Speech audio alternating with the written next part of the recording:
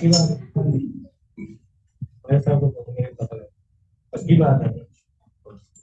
Okay जी, बात समझ आ गई यहाँ तक? आपने कनेक्टर के बिना पैराग्राफ नहीं स्टार्ट नहीं करना, आपने देखना है कि आपका अप्रोप्रिएट कनेक्टर है। अच्छा, एक बाद में परेशान नहीं होना, आपको पूरी एक फाइल दूंगा, इसके अंदर डिफरेंट कनेक्टर्स होंगे, कहाँ पे यूज होने। ओके, आपको मैंने बताया था पहले सबसे पहले लेक्चर में डिस्कोर्स मार्कर्स का डायरेक्शन लगा के बताया था।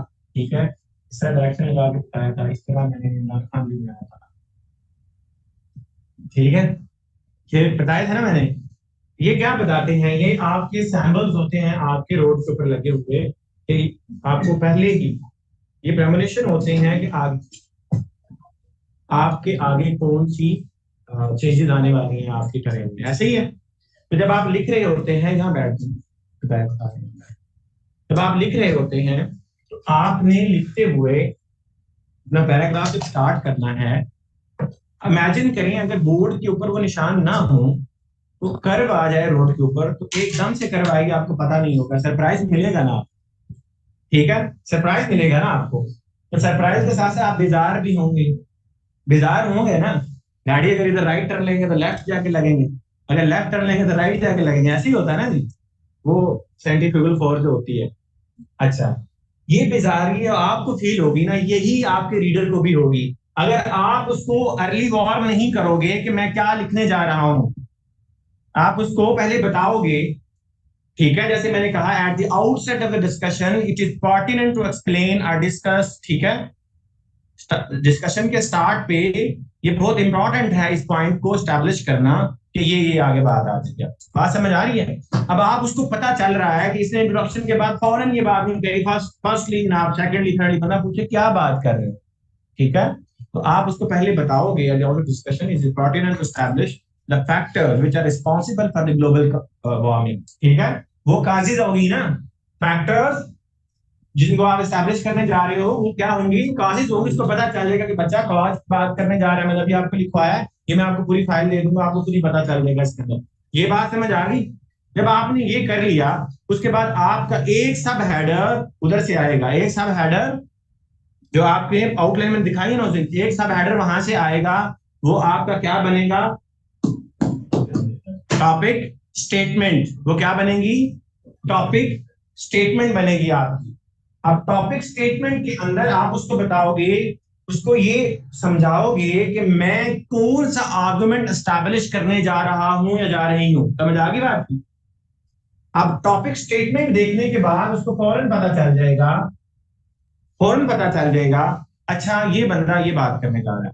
फॉर एग्जाम्पल आपके सामने ये जो ऐसे है मेरा, उसमें ये है वाटर क्राइसिस का, water crisis. Water crisis topic है ऐसे का, उसकी कॉजेज हैं, उसका पहला प्राइमरी हेडर, उसमें से एक कॉज ली गई है, एक वाटर क्राइसिस इन पाकिस्तान की कॉज ली गई है। वो क्या कॉज है, क्लाइमेट चेंज। क्या है, क्लाइमेट चेंज।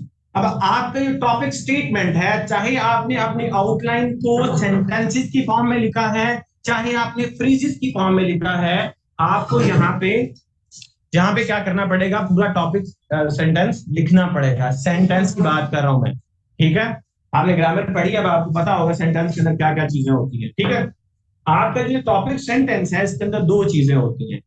बात समझ आ रही है? जो पहला आपका सेंटेंस होगा पैराग्राफ का, उसके अंदर दो चीजें होती हैं। वो दो चीजें ही आपको बता देंगी कि आपने क्या लिखना है, आपको सोचने की जरूरत नहीं है, वो खुद ही आपको बता रही होंगी कि आपने क्या लिखना है। और पढ़ने वाले को भी पता होगा कि बच्चे ने ये लिखना है। अगर आपने वो नहीं लिखा होगा तो उसकी एक्सपेक्टेशन से आप बियॉन्ड जा रहे हो या आपको अजीब किस्म की आप कुछ मार रहे हो। ठीक है, तो उसको वो चीज पसंद नहीं आएगी। तो हमने क्या किया, climate change is taking a heavy toll, taking a heavy toll basically एक इडियोमैटिक एक्सप्रेशन है। इसका मतलब होता है कि बहुत जोर का किसी चीज के ऊपर गिरना आके, यानी कि बहुत ज्यादा वजन डालना, बहुत ज्यादा किसी के ऊपर नेगेटिव इंपैक्ट डालना, बहुत ज्यादा किसी की सलाहियत से ज्यादा जो है उसको काम लेना नहीं, उसके ऊपर वजन डाल देना, मुसीबत डाल देना। ठीक है, ठीक है। अब ये taking a heavy toll on Pakistan already dwindling water resources. Dwindling होता है कम होते हुए, ठीक है, कम होते हुए। पाकिस्तान के पहले से कम होते हुए रिसोर्सेज के ऊपर क्लाइमेट चेंज जो है वो आगे से एक मजीद तड़का लगा रहा है। बात समझ आ रही है? ये इसकी बनती है ट्रांसलेशन। अब मैंने ये दो चीजें इसके अंदर पहले टॉपिक स्टेटमेंट में की। आपका हर पैराग्राफ कहां से स्टार्ट होगा, कनेक्टर, उसके बाद टॉपिक स्टेटमेंट। बात समझ आ रही है?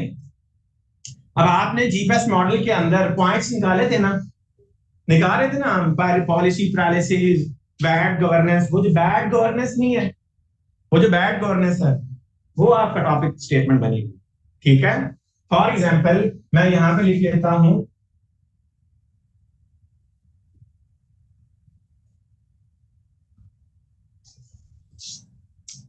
ठीक है, bad governance is taking a habit all on Pakistan और इनको समझ आ गई है। वर्ड रिप्लेस किया, बात वही है। हो सकता है, आ सकते हैं ना यहाँ पे, तो आपका वो जो चाहे वो फ्रेज की फॉर्म में था चाहे सेंटेंस की फॉर्म में था, आपका पहला क्या होगा, टॉपिक स्टेटमेंट होगी। अब टॉपिक स्टेटमेंट में दो चीजें आपकी होंगी जो आपने अभी से अंडरस्टैंड कर लें। एक आपका टॉपिक आइडिया होगा, दूसरा आपका कंट्रोलिंग आइडिया होगा। एक क्या होगा, टॉपिक आइडिया, दूसरा कंट्रोलिंग आइडिया। टॉपिक आइडिया का मतलब आपका मेन आर्गुमेंट जो आप इस पैराग्राफ में करने जा रहे हो, आपका वो आर्गुमेंट जो आप करने जा रहे हो। लेकिन वो जो आप चीज इंट्रोड्यूस करवा रहे हो इस पैराग्राफ में, वो उसकी डायमेंशंस क्या है, वो किस डायमेंशन में जा रहा है, उसका स्कोप क्या है, उसकी डोमेन क्या है, वो किस फैब्रिक पे काम कर रहा है, वो आपने एक्सप्लेन, वो हो रहा होता है इसमें कंट्रोलिंग आइडिया के अंदर। फॉर एग्जाम्पल क्लाइमेट चेंज मेरा क्या है, topic idea, topic idea climate change. लेकिन वो कर क्या रहा है, टेकिंग अ हैबिट ऑल कर रहा है, किसके ऊपर, वाटर के ऊपर। अब हमने क्लाइमेट चेंज की 1000 मैनिफेस्टेशन है, बात समझ आ रही है? क्लाइमेट चेंज की वजह डिजर्टिफिकेशन, ड्राउट हो रही है, नेचुरल डिजास्टर्स आ रहे हैं, इसकी वजह से फ्लड्स आप देख रहे हो, ठीक है, बड़ा कुछ हो रहा है। लेकिन अगर क्लाइमेट चेंज की वजह से आने वाले फ्लड्स मैं बताऊंगा तो वो वाटर क्राइसिस तो नहीं शो करेगा ना। तो मेरा कंट्रोलिंग आइडिया यहाँ पे क्या है, जो मुझे लिमिट में रख रहा है, वो है मैंने वाटर क्राइसिस साबित करना है। बात समझ आ रही है? मैंने क्लाइमेट चेंज मेरा टॉपिक आइडिया है और क्लाइमेट चेंज का रिलेशन बिल्ड करना है मैंने वाटर के साथ, वाटर क्राइसिस। अब ये क्लाइमेट चेंज कैसे वाटर क्राइसिस काज कर रहा है, ये आपके पूरे पैराग्राफ में आएगा। बात समझ आ गई है? आपके पूरे पैराग्राफ में ये बात आएगी। मैंने कहा ना, आप सोचने बैठ जाओगे कि क्या लिखना है, आपका टॉपिक सेंटेंस आपका बताएगा कि आपने क्या लिखना है, टॉपिक स्टेटमेंट। ठीक है, कोई इशू बन जाती है तुम आते हो, लगा तो मैं बुद्धा मांग रहा था, कुर्सी लेते बैठ, ठीक है, या पीछे बैठ नहीं सही आप चलो।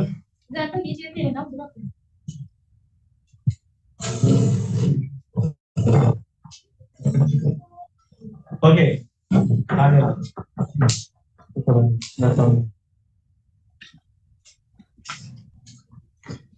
सो अब हमने बात की थी बैड गवर्नेंस की, ऐसे ही है बैड गवर्नेंस की हम बात कर रहे थे, किसमें भला, Pakistan is rich in resources and poor in management, ये किया था ना। ऐसे हमने कहा पुअर इन मैनेजमेंट किस वजह से आ रही है कि हमारे पास गवर्नेंस अच्छी नहीं है, ये बात की थी ना हमने। तो हमने जब कहा, कहना है ना, पुअर गवर्नेंस जो है वो पॉजिटिव फैक्टर है पाकिस्तान की बैड मैनेजमेंट ऑफ रिसोर्सेज में। तो पुअर गवर्नेंस हमारा टॉपिक आइडिया है, हम गवर्नेंस की बात करने जा रहे हैं। लेकिन गवर्नेंस को किस डायमेंशन में लेके जाएंगे, मिसमैनेजमेंट ऑफ रिसोर्सेज में। आपका कंट्रोलिंग आइडिया क्या हुआ, मिसमैनेजमेंट।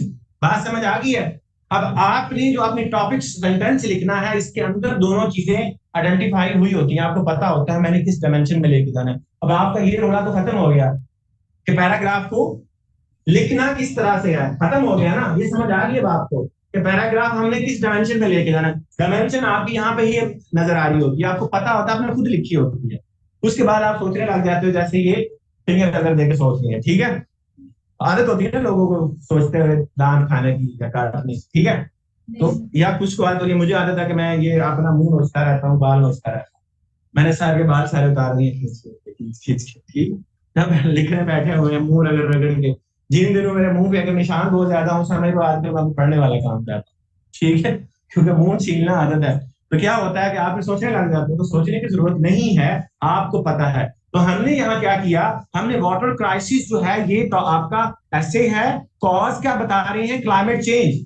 क्लाइमेट चेंज की वजह से वाटर क्राइसिस आ रहा है, तो ये जो वजह वाला रिलेशन नहीं है, ये कॉज वाला जो रिलेशन है, इसके ऊपर हमने रोशनी डाली, ठीक है। अब हमने ये रिलेशन बिल्ड करना है कि ये साबित हो जाए वाकई रिलेशन तो एग्जिस्ट करता है। बात समझ आ रही है? रिलेशन एग्जिस्ट करता है, आपने ये रिलेशन एस्टैब्लिश करना है पैराग्राफ के अंदर। आप एस्टैब्लिश कर सकते हो 5 डिफरेंट अप्रोचेस से, 5 डिफरेंट अप्रोचेस से आप इसको एस्टैब्लिश कर सकते हो। और हमारा हर पैराग्राफ एक डिफरेंट अप्रोच पे होगा, हम सिमिलर अप्रोच अपनाएंगे ही नहीं। उसका ये रोल ही मुक जाए, नैरेटिव, डिस्क्रिप्टिव, ठीक है, एक्सपोजिटरी, भाई जरूरत नहीं है, हम आपको देंगे, डोंट वरी, ठीक है। और इसका हमें एक और फायदा भी होगा कि हमें ऑलरेडी पता होगा कि मैंने अब इसको किस डायमेंशन में लेके जाना है। फॉर एग्जाम्पल मैंने ये मेरे पास एग्जाम्पल वाले मेथड से किया हुआ है, ठीक है। आगे जाके देखते हैं। तो हमारे पास वो जो मेथड्स हैं उसमें मैंने कहा था आपको,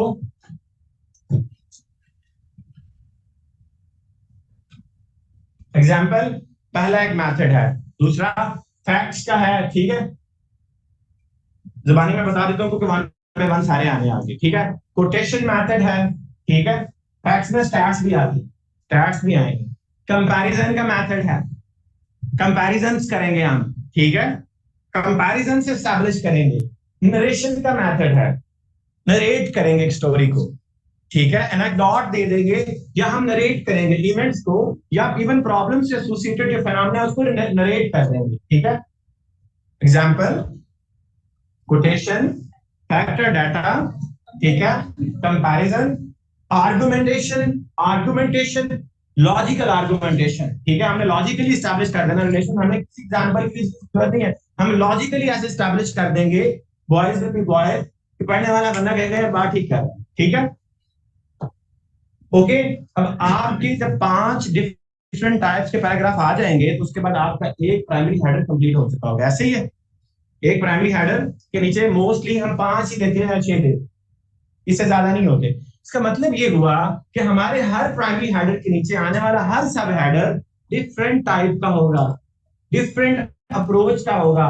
पढ़ने वाले को भी पता होगा कि बच्चे के ऐसे में या पीस ऑफ राइटिंग में मोनोटनी एग्जिस्ट नहीं करती, ठीक है। इसको लिखना आता है, ठीक है। ये नहीं उसको पता होगा कि इसने जुगाड़ लगाया होगा, ठीक है, इसने जुगाड़ लगाया। तो मैं आपको जुगाड़ बताऊंगा कि कोई भी पढ़ने वाला बंदा ये नहीं कह सकता कि ये जुगाड़ है, सही है। ये है फकी, ठीक है। हर क्लास में कहता हूँ फकी, शराज को नींद आ रही है, शराज आगे आ जाए, मैं क्लास में किसी को सोने नहीं देता, किसी की जरूरत नहीं है मेरी क्लास में सोए। और आप पहले दिन मेरी क्लास में बैठे, पहले दिन इसको इधर आ गए, आगे आओ, आगे उठो उठो, ना ना ना ना, मैं भाई पूरा डोंगा काफी रात ठीक है, थोड़ा अगे होता हूँ इतनी एनर्जी, आ जाओ आगे, आ जाओ आगे, सोने की जरूरत नहीं देता मैं किसी को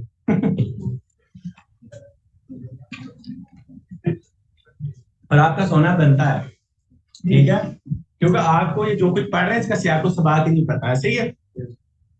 अब आपको शौक था या आपको शौक से बैठा दिया गया व्हाट्सएप, लेकिन आप बैठ गए हो तो ये जरूरत नहीं मैं करने ताकि आप सो जाओ, ठीक है। ओके जी, यहां तक समझ आ गई आपको। अब हम चलते हैं उस रिलेशन को एस्टैब्लिश करने जो कि हमारा कंट्रोलिंग आइडिया, कंट्रोलिंग आइडिया और हमारे टॉपिक आइडिया में होना चाहिए, ठीक है। वो रिलेशन जिसको हम अब एस्टैब्लिश करेंगे, हम ये बताएंगे ये जो कंट्रोलिंग आइडिया मैंने दिया, टॉपिक आइडिया था क्लाइमेट चेंज, कंट्रोलिंग आइडिया वो जो वाटर क्राइसिस काज कर रहा है, वो कंट्रोलिंग आइडिया मैंने इस डायमेंशन के अंदर लिखना है, ठीक है। अब ये मैंने जब अपना टॉपिक सेंटेंस लिख लेना है, अब इसके बाद क्या करना है आपने, टॉपिक स्टेटमेंट के बाद आपके आर्गुमेंट स्टार्ट हो जाए, इनको सपोर्टिंग सेंटेंसेस कहते हैं। क्या कहते हैं?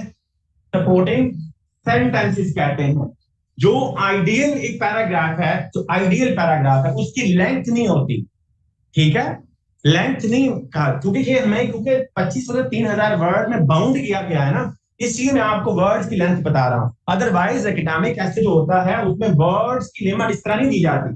ये तो हमें एफपीएससी की तरफ से है ना, जिस वजह से जब बीपीएससी में 1500 से 2000 वर्ड लिखना होता है, ठीक है।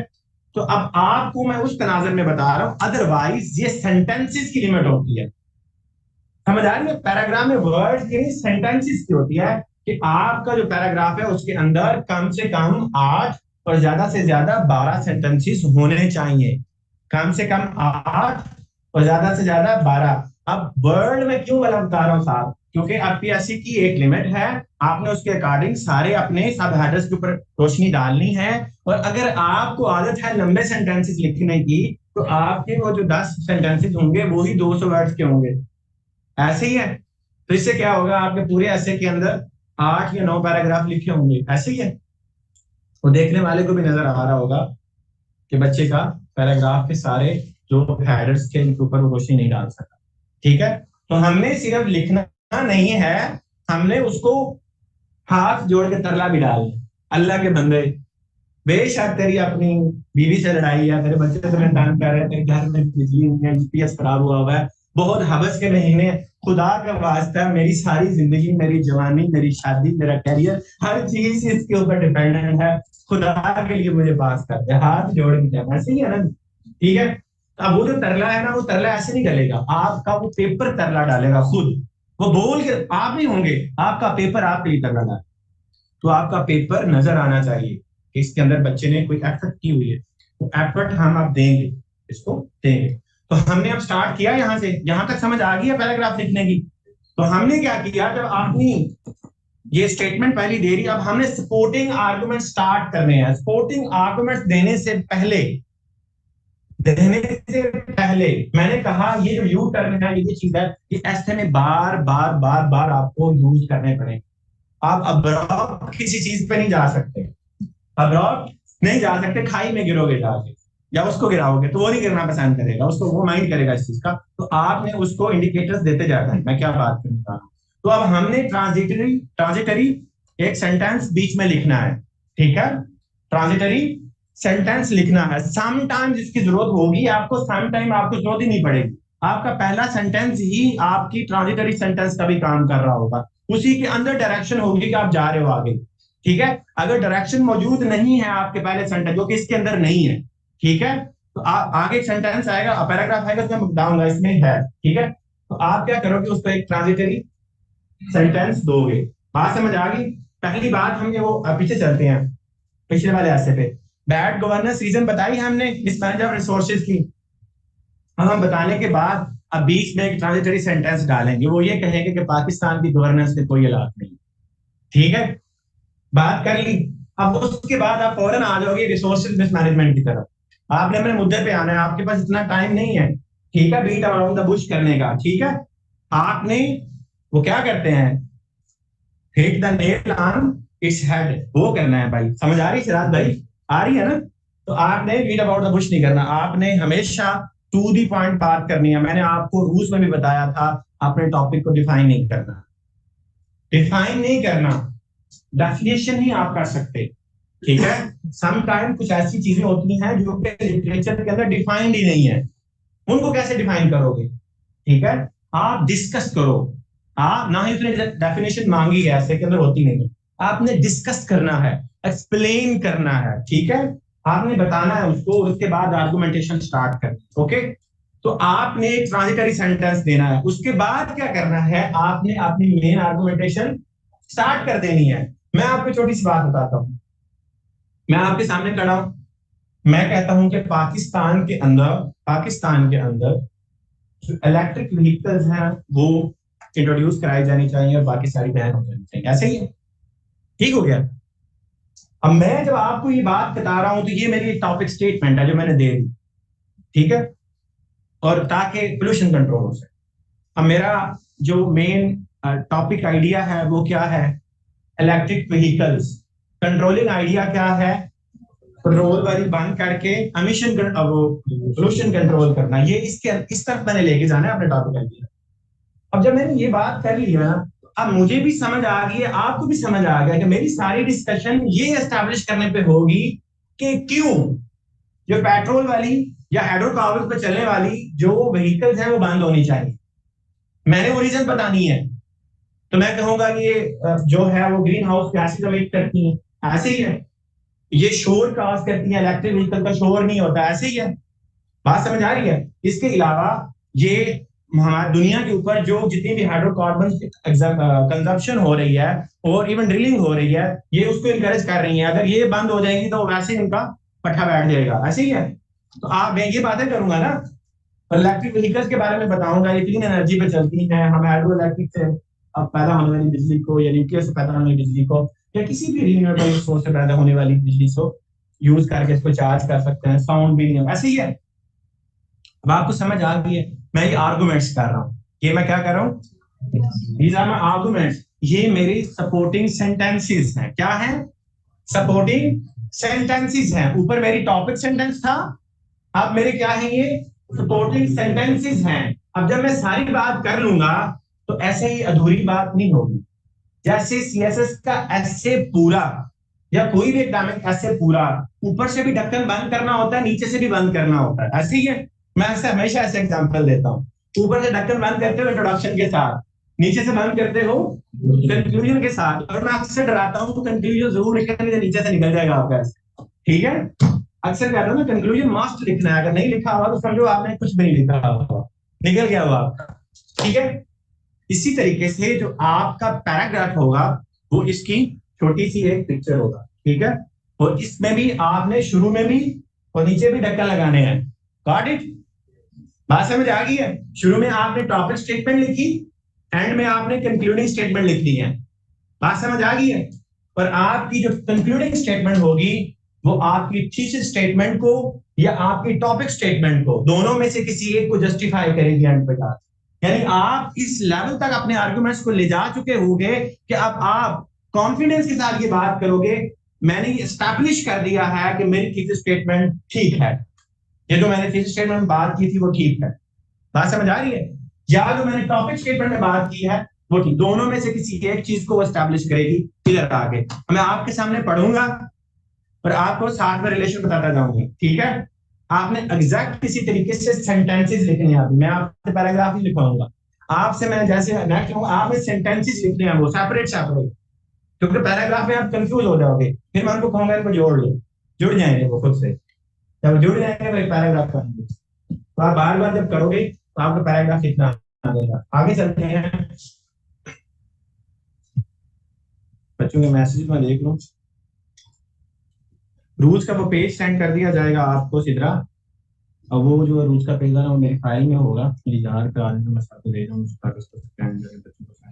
एक्सक्यूज मी सर, आप लोग आज से ज्यादा बच्चे आएंगे, गालियां आपको लिखने ही हो, ठीक है। तो फिर वो समझ रहे हो ना, समझ रहे सर उनका भी हाथ है। सर, जी जी सर आवाज आ रही? Excuse me sir. जी जी आ रही है, बोलिए। सर ये ट्रांजिटरी सेंटेंस थोड़ा सा समझा दें, उसकी जरा समझ नहीं आई। जी जी मैं समझाता हूँ, डोंट वरी, अभी मैं गया नहीं हूँ ना उस पर, परेशान नहीं होना। ट्रांजिटरी ट्रांजिशन होती है एक चीज से दूसरी चीज पे जाना, ठीक है, एक चीज से दूसरी चीज पे जाना।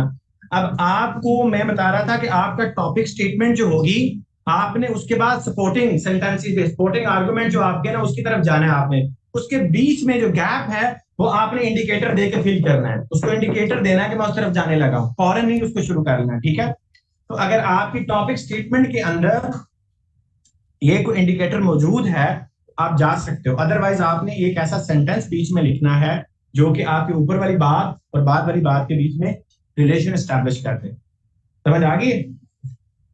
ओके, मैं अपना नेक्स्ट जो है ना वो लिख सकता। ये आपका जनाब क्या था, टॉपिक स्टेटमेंट। जो आपकी टॉपिक स्टेटमेंट होती है और जो कंक्लूडिंग स्टेटमेंट होती है ये इस तरीके से होनी चाहिए।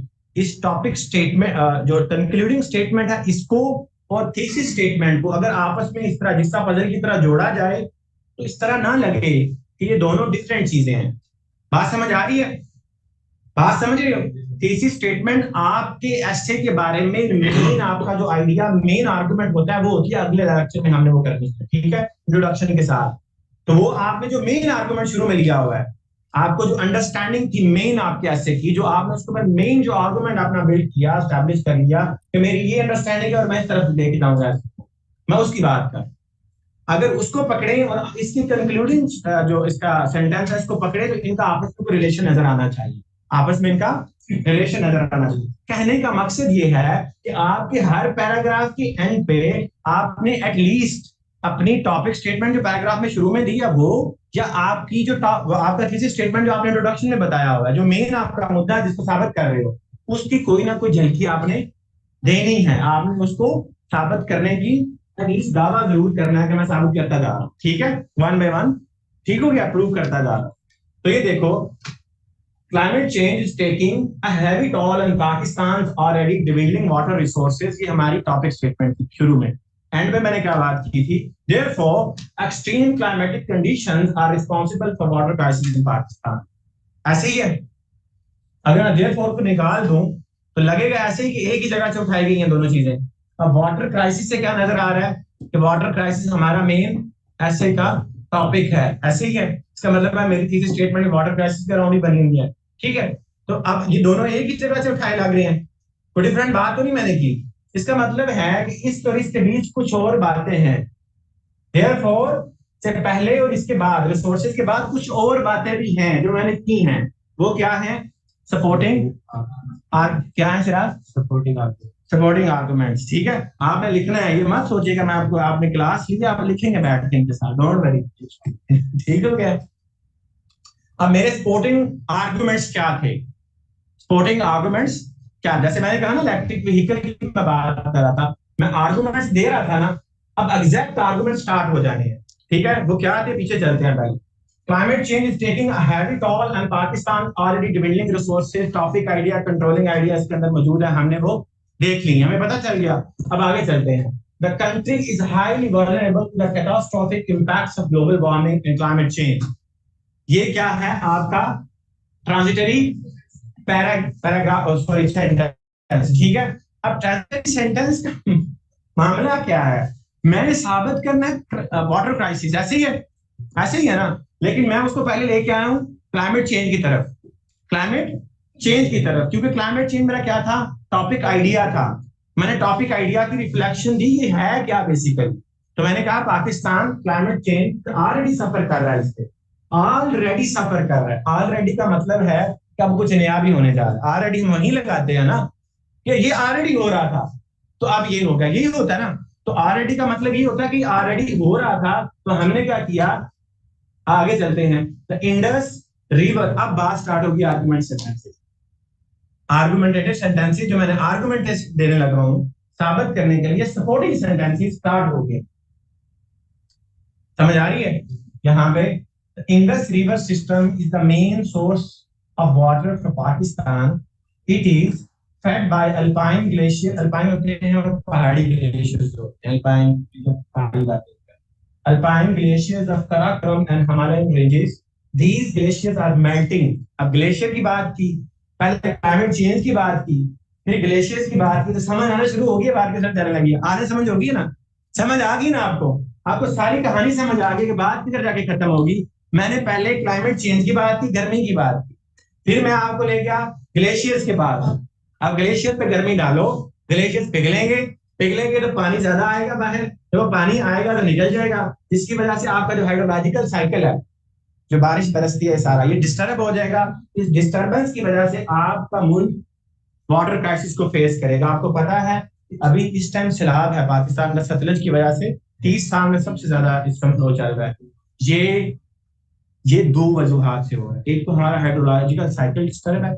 हाइड्रोलॉजिकल साइकिल ये होता है कि पानी समंदर से उड़ा, ऊपर गया, बादल बना, नीचे फ्लो की फॉर्म में या बारिश की फॉर्म में नीचे गया, फिर रन ऑफ हुआ, वापस समंदर में चला गया. तो ये चलता रहता है. तो जब आप वो जो स्नो गिरी हुई थी उसको ज्यादा मेल्ट करा दोगे ना, इधर से बारिश भी जाएगी तो स्नो का मेल्ट पानी क्या आएगा, सारे बंदर डूब जाएंगे.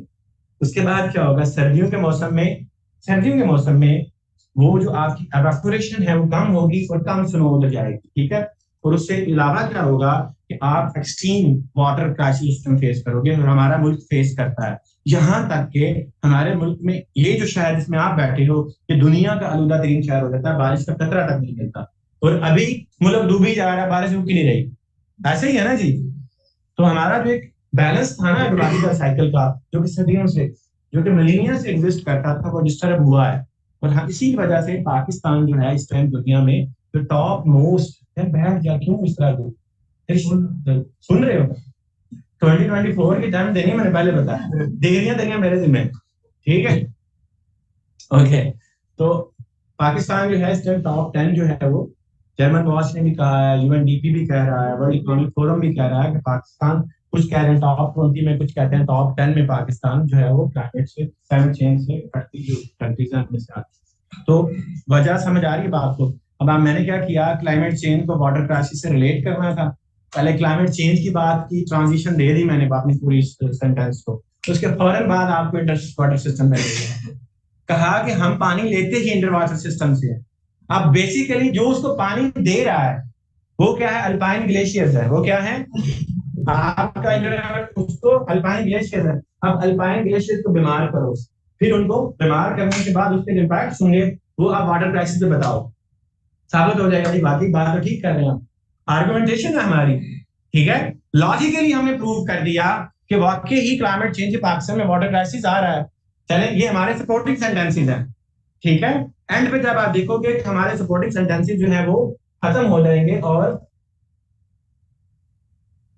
अच्छा, these glaciers are melting at an exceedingly high rate. Exceedingly high rate का मतलब पहले से ज्यादा रेट इनका बढ़, ठीक है। Exceedingly high rate due to the rise of global temperature. अब आपको समझ आ गई होगी ग्लोबल टेम्परेचर, क्लाइमेट चेंज समझ आ गई है। इसके बाद मैं बताता हूँ। अब आपको इट इज फैक्ट, फैक्ट जो है ना, ये वाटर की बात हो रही है, ऐसे ही है, वाटर की बात हो रही है ना, वाटर फीड करने की बात हो रही है। ये किधर जा रहा है हमारा, इधर जा रहा है, ऐसे ही है। इसके बाद हमारे पास सोर्स ऑफ वाटर, वाटर ऐसे ही, इधर उधर की बात तो नहीं हम कर रहे, टू दी पॉइंट चल रहे हैं हम, इधर उधर की बात भी नहीं की। क्यों नींद आ रही है आपको?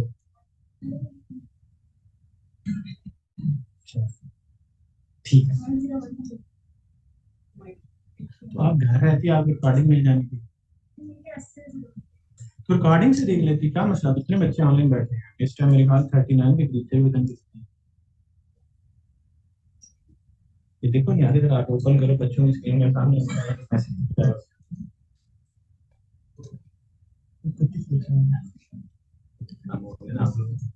पानी जाने। अच्छा ठीक है, तो हमने क्या किया, मैं आपको समझा रहा हूं कि हमने अभी तक आर्गुमेंट्स बिल्ड करते जा रहे हैं। these glaciers are melting and exceeding the high rate due to the rise of global temperature, ठीक है। अब आप जब आपस में बात करते हो तब भी तो इसका रिलेशन बिल्ड करते जाते हो ना चीजों का। तो यार लिखते हुए क्या मौत पड़ जाती है, आप लिखते हुए क्या मौत पड़ती है आपको, अब तब भी तो रिलेशन बिल्ड करते जाओ ना चीजों का, आपस में तो रिलेशन होना चाहिए।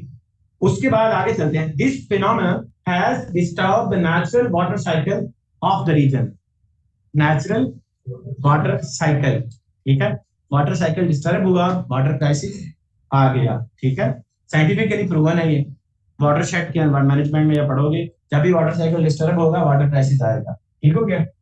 सो उसके बाद हम क्या कहते हैं, अभी तक बात नहीं जानी मैंने छोड़ी। Owing to this reason, Pakistan is regularly experiencing long dry spells and droughts. ये droughts और dry spells क्या होते हैं? वाटर क्राइसिस को कहते हैं भाई, ड्राउट वाटर क्राइसिस का अदर नेम है, ठीक है। तो लॉन्ग ड्राई स्पेल, बड़े लंबे अरसे तक जो बारिश का ना होना, ये भी वाटर क्राइसिस ही है, ठीक है। इस वजह से पाकिस्तान जो है वो, अब आपको समझ आइए, यहां तक कि बात कंप्लीट नहीं होगी, कंप्लीट हो गई है ना। कहां से शुरू की, क्लाइमेट चेंज से, और हमने कहां खत्म की, ड्राउट्स एंड ड्राई स्पेल पे आ गए ना। वाटर क्राइसिस तक बात आ गई है, साबित कर दिया उसको कि एक क्लाइमेट चेंज होता है, एक क्लाइमेट चेंज होता है, एक इंडस वाटर रिवर सिस्टम होता है, और एक ग्लेशियर मेल्टिंग होती है, एक वाटर उससे चल के आता है, वो वाटर जो है वो चेंज हो जाता है, डिस्टर्ब हो जाता है, वाटर साइकिल खराब होता है, जिसकी वजह से हमारा ड्राई स्पेल आता है और ड्राउट आती है, ऐसे ही है। अब ये आपके 4 से 5 जो है सपोर्टिंग सेंटेंसेस थे, जिसके अंदर आपने लॉजिकली स्टैब्लिश किया कि वाटर क्राइसिस जो है ये क्लाइमेट चेंज की वजह से पाकिस्तान में आ रहा है, ठीक है। वाटर क्राइसिस की जो रीजन है वो क्या है, क्लाइमेट चेंज है, समझ आ गई। ये एक अप्रोच है, इसको क्या कहते हैं, इसको क्या कहते हैं, आर्गुमेंटेशन की अप्रोच। अगर हमने इसके अंदर दूसरी अप्रोचेस लगानी हो, फर्ज करें फैक्ट की लगाते हैं, फैक्ट की लगाते हैं, हमने स्टैटिस्टिकल डाटा डालना, आर्गुमेंटेशन नहीं हमने करनी है, हमने उस डाटा की बेस पे आर्गुमेंटेशन करनी है।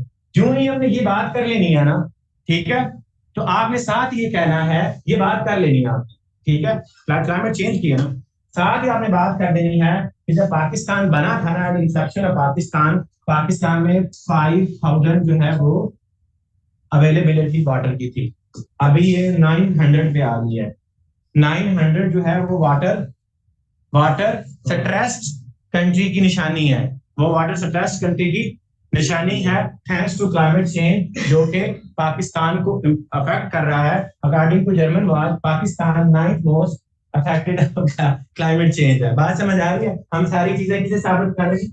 फैक्ट से साबित कर रहे हैं। ऐसे ही है, आर्गुमेंट्स तो नहीं दे रहे हम, फैक्ट से साबित कर रहे हैं। पहले हमने फैक्ट दिया कि पाकिस्तान जब बना था तो 5000 अवेलेबिलिटी पर पर्सन थी, अभी 900 पे पर पर्सन पे आ गई है, जो कि शो करती है कि वाटर क्राइसिस है। अब इसकी वजह पीछे क्लाइमेट चेंज है, क्योंकि जर्मन वॉच कह रहा है कि पाकिस्तान जो है वो 9th मोस्ट अफेक्टेड कंट्री है क्लाइमेट चेंज से। ठीक हो गया? अब हम फैक्ट से चीजों को साबित कर रहे हैं, ऐसे ओके हो गया। अब हमने ये अप्रोच किसी भी पैराग्राफ, एग्जाम्पल दे सकते हैं आप, यहाँ पे एग्जाम्पल दे सकते हैं। फॉर एग्जाम्पल, आपने अगर वो रिपोर्ट पढ़ी है तो आपको पता होगा कि जो नॉर्डिक रीजन है, नॉर्डिक रीजन मतलब वो जो ऊपर है, स्कैंडिनेविया नहीं, स्कैंडिनेविया और नॉर्डिक रीजन, बाल्टिक रीजन, ये डिफरेंट है, सारे डिफरेंट। तो हम इसको क्या करते हैं, गलती से एक ही क्या, बाल्टिक रीजन वो है जो बाल्टिक सी को टच करने वाले एरिया है, ठीक है, बाल्टिक सी के अराउंड जो है, ठीक है। नॉर्डिक रीजन जो है, जो नॉर्थ नॉर्वे वाली बेल्ट है, उसके साथ जितने लगते हैं, ठीक है। इसके अलावा जो स्कैंडिनेविया है, ये रिलेटिवली एक पॉलिटिकल टर्म है, जो कि उन कंट्रीज को बोलते हैं जो कि स्कैंडिनेवियन ओरिजिन के हैं, और जिसके अंदर हम स्वीडन, डेनमार्क और इसको फिनलैंड को लेते हैं, ठीक है, नॉर्वे को लेते हैं, ठीक हो गया।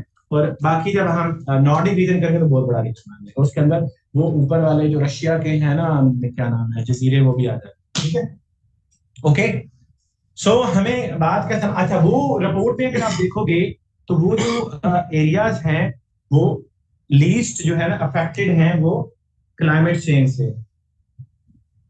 जी भाई, जी भाई,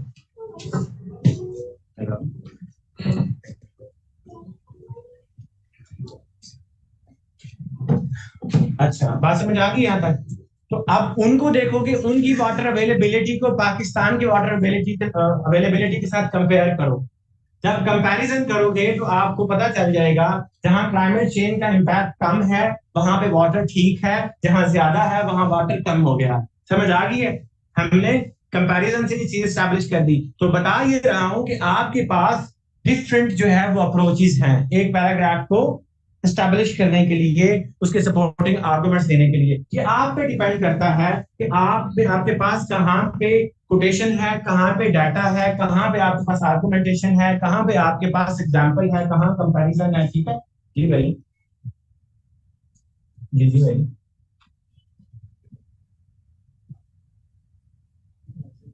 ना क्लास, जाओ जाओ,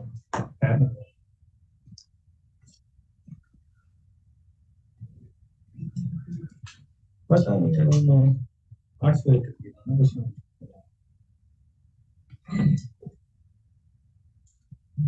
एग्जैक्टली सेम, जी जी जी जी, सेम सेम प्रोसीजर है। ओके जी, यहाँ तक बात समझ आ गई आपको? अब मैं इससे अब आपको बाहर निकालूंगा, आपको वन बाय वन आपको सपोर्टिंग आर्गुमेंट सेपरेट करके बताऊंगा, तो आपको समझ आएगी कि अब आपने पूरा पैराग्राफ नहीं लिखना, मुझे आपने ये सेंटेंसेस लिख के दिखाना।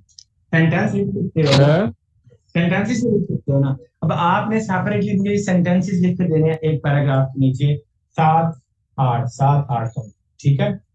और उन सेंटेंसेस को आपने, उन सेंटेंसेस के अंदर आपने एस्टैब्लिश करना है, अपनी बात एस्टैब्लिश करनी है।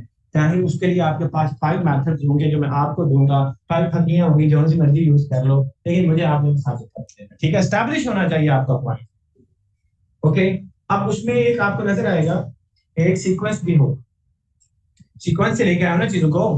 आपके सामने पहले पहाड़ों पे लेके गया हूँ, फिर पानी को पिघलाया, फिर नीचे गया, पहले करके क्लाइमेट चेंज पे गया हूँ। सूर्य से आने वाली इंसुलेशन, फिर वो सारा वो जो होता है आपको पता ही ग्रीन हाउस इफेक्ट, उस पे फिर पहाड़ों पे पानी को लेके, पानी को ला के यहाँ पे पानी की कमी करके सोना नहीं, ठीक है, पानी की कमी करके, और उसके बाद हमने स्टैब्लिश कर लिया वाटर साइकिल को डिस्टर्ब कर। इसी तरीके से एक सीक्वेंस के साथ एक आपकी जो है ना वो प्रॉपर पता चले कि बंदे ने चीजों को बहुत जो है अच्छे मेथड में, अच्छे मैनर में जो है लेके चला।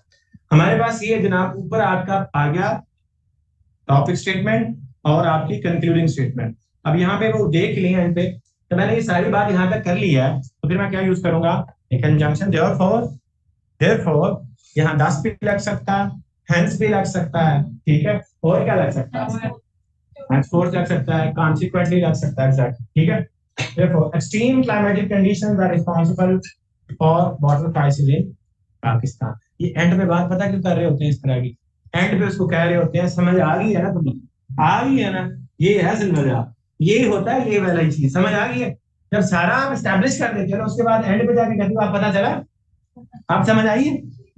तो मैं सही कह रहा हूँ ना, तो वो बेसिकली आप इस सेंटेंस के अंदर उसको ये कह रहे होते हो, यार सारी बात की अब समझ आई, ठीक है। वो कहते हैं यार बात तो ठीक कर रहे हो आप, क्योंकि आपने जितने आर्गुमेंट्स दे दिए हैं इसके बाद आपकी ये बात करना बनती है, सारा ठीक है।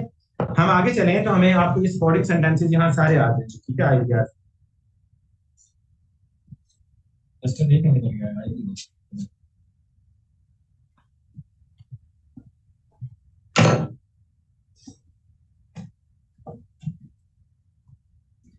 ओके। इसके बाद इधर आ जाओ, वो ट्रांजिटरी अच्छा, the country is highly vulnerable to the catastrophic impacts of global warming and climate change. पहली बात है, पहली बात हमारा पाकिस्तान जो है, हमारा कंट्री जो है वो ऑलरेडी वल्नरेबल है, ठीक है, प्रोन टू वल्नरेबिलिटी, ठीक है। के बाद सेकंड है ये पूरा इंडस रिवर सिस्टम वाली कहानी, ठीक है। Indus river system is the main source of water for Pakistan, it is fed by alpine glaciers, Karakoram highway और कराकोरम हाईवे का मतलब Himalayan range, these glaciers are melting and exceeding high rate due to this rise। ये पूरा एक argument, main argument main यही है ना आपका, इंडस रिवर सिस्टम की सारी जो केमिस्ट्री है वो आपने यहाँ पे डिस्क्राइब की है, ठीक है। उसके बाद नेक्स्ट आर्गुमेंट क्या है, this phenomena has disturb the natural water cycle of the region. अब ये फिनोमेना मैं कहां से निकाल रहा हूँ, ये किसकी बात हो रही है, ये वाला फिनोमेनन ये काज कर रहा है, ये वाला फिनोमेनन ये काज कर रहा है, और ये सारे मिलके इसको काज कर रहे हैं। भाई ये कोहेरेंस आपको नजर आ रही है, जो वर्ड में शुरू में पहले दिन क्लास में बोल रहा था, कोहेरेंस होनी चाहिए, एक तरतीब से चीजें आए, वो तरतीब नजर आए कि बंदा इसको प्रॉपर एक तरीके से लेके गया है, वो कोहेरेंस यहाँ आपको नजर आएगी। इसकी वजह से ये, इसकी वजह से ये, इन सब की वजह से ये, और एंड पे पता चला, एंड पे क्या कहना है, समझ आई है अब, गॉट इट। एंड वाला जो आपका कंक्लूडिंग सेंटेंस है वो क्या है, समझ आई है, ओके। तो ये है जनाब आपका इट्स ऑल अबाउट आपके पैराग्राफ, इतनी सी बला का नाम है पैराग्राफ है, ठीक है। आपका टॉपिक स्टेटमेंट, उसके अंदर topic idea, controlling idea. Topic idea आपने वो चीज है जिसके बारे में बात करने जा रहे हो, कंट्रोलिंग आइडिया उस टॉपिक आइडिया का स्कोप जो है, किस तरतीब से किस तरफ लेके जाना है उसको आपने डिस्क्राइब करना है, और आपने उसके बाद एक ट्रांजिटरी सेंटेंस देना है अगर जरूरत है, उसके बाद आपने अपने आर्गुमेंट्स देने हैं। ये आर्गुमेंट इस तरह 1 2 3 और 4, ठीक है। पैराग्राफ कंप्लीट, सही हो गया, और एंड पे समझ आएंगे, पता चला ये बात करनी है, ठीक हो गया। आगे चलते हैं, ये आपका एक तरीका है सिर्फ, ये आपका एक तरीका।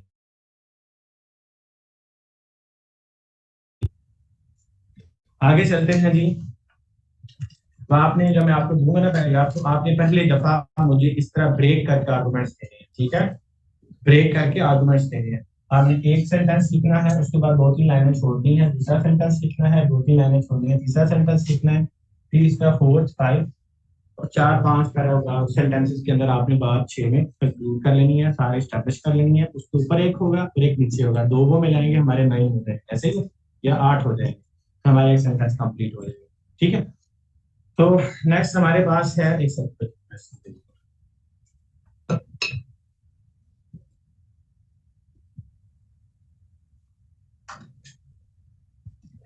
बच्चे ऑनलाइन बच्चे, अब नाजिया मुझे ऑनलाइन मेरे से नमाज ब्रेक मांगी, नाजिया पढ़ा, नमाज में रुक जाता हूँ भाई, जब तो नमाज का मतलब कैसा हो जाएगी,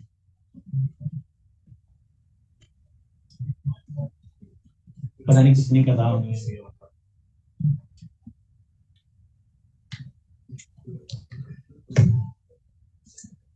मैं अपना नशा थोड़ा सा ले लूं, उसके बाद चलते हैं, ठीक है।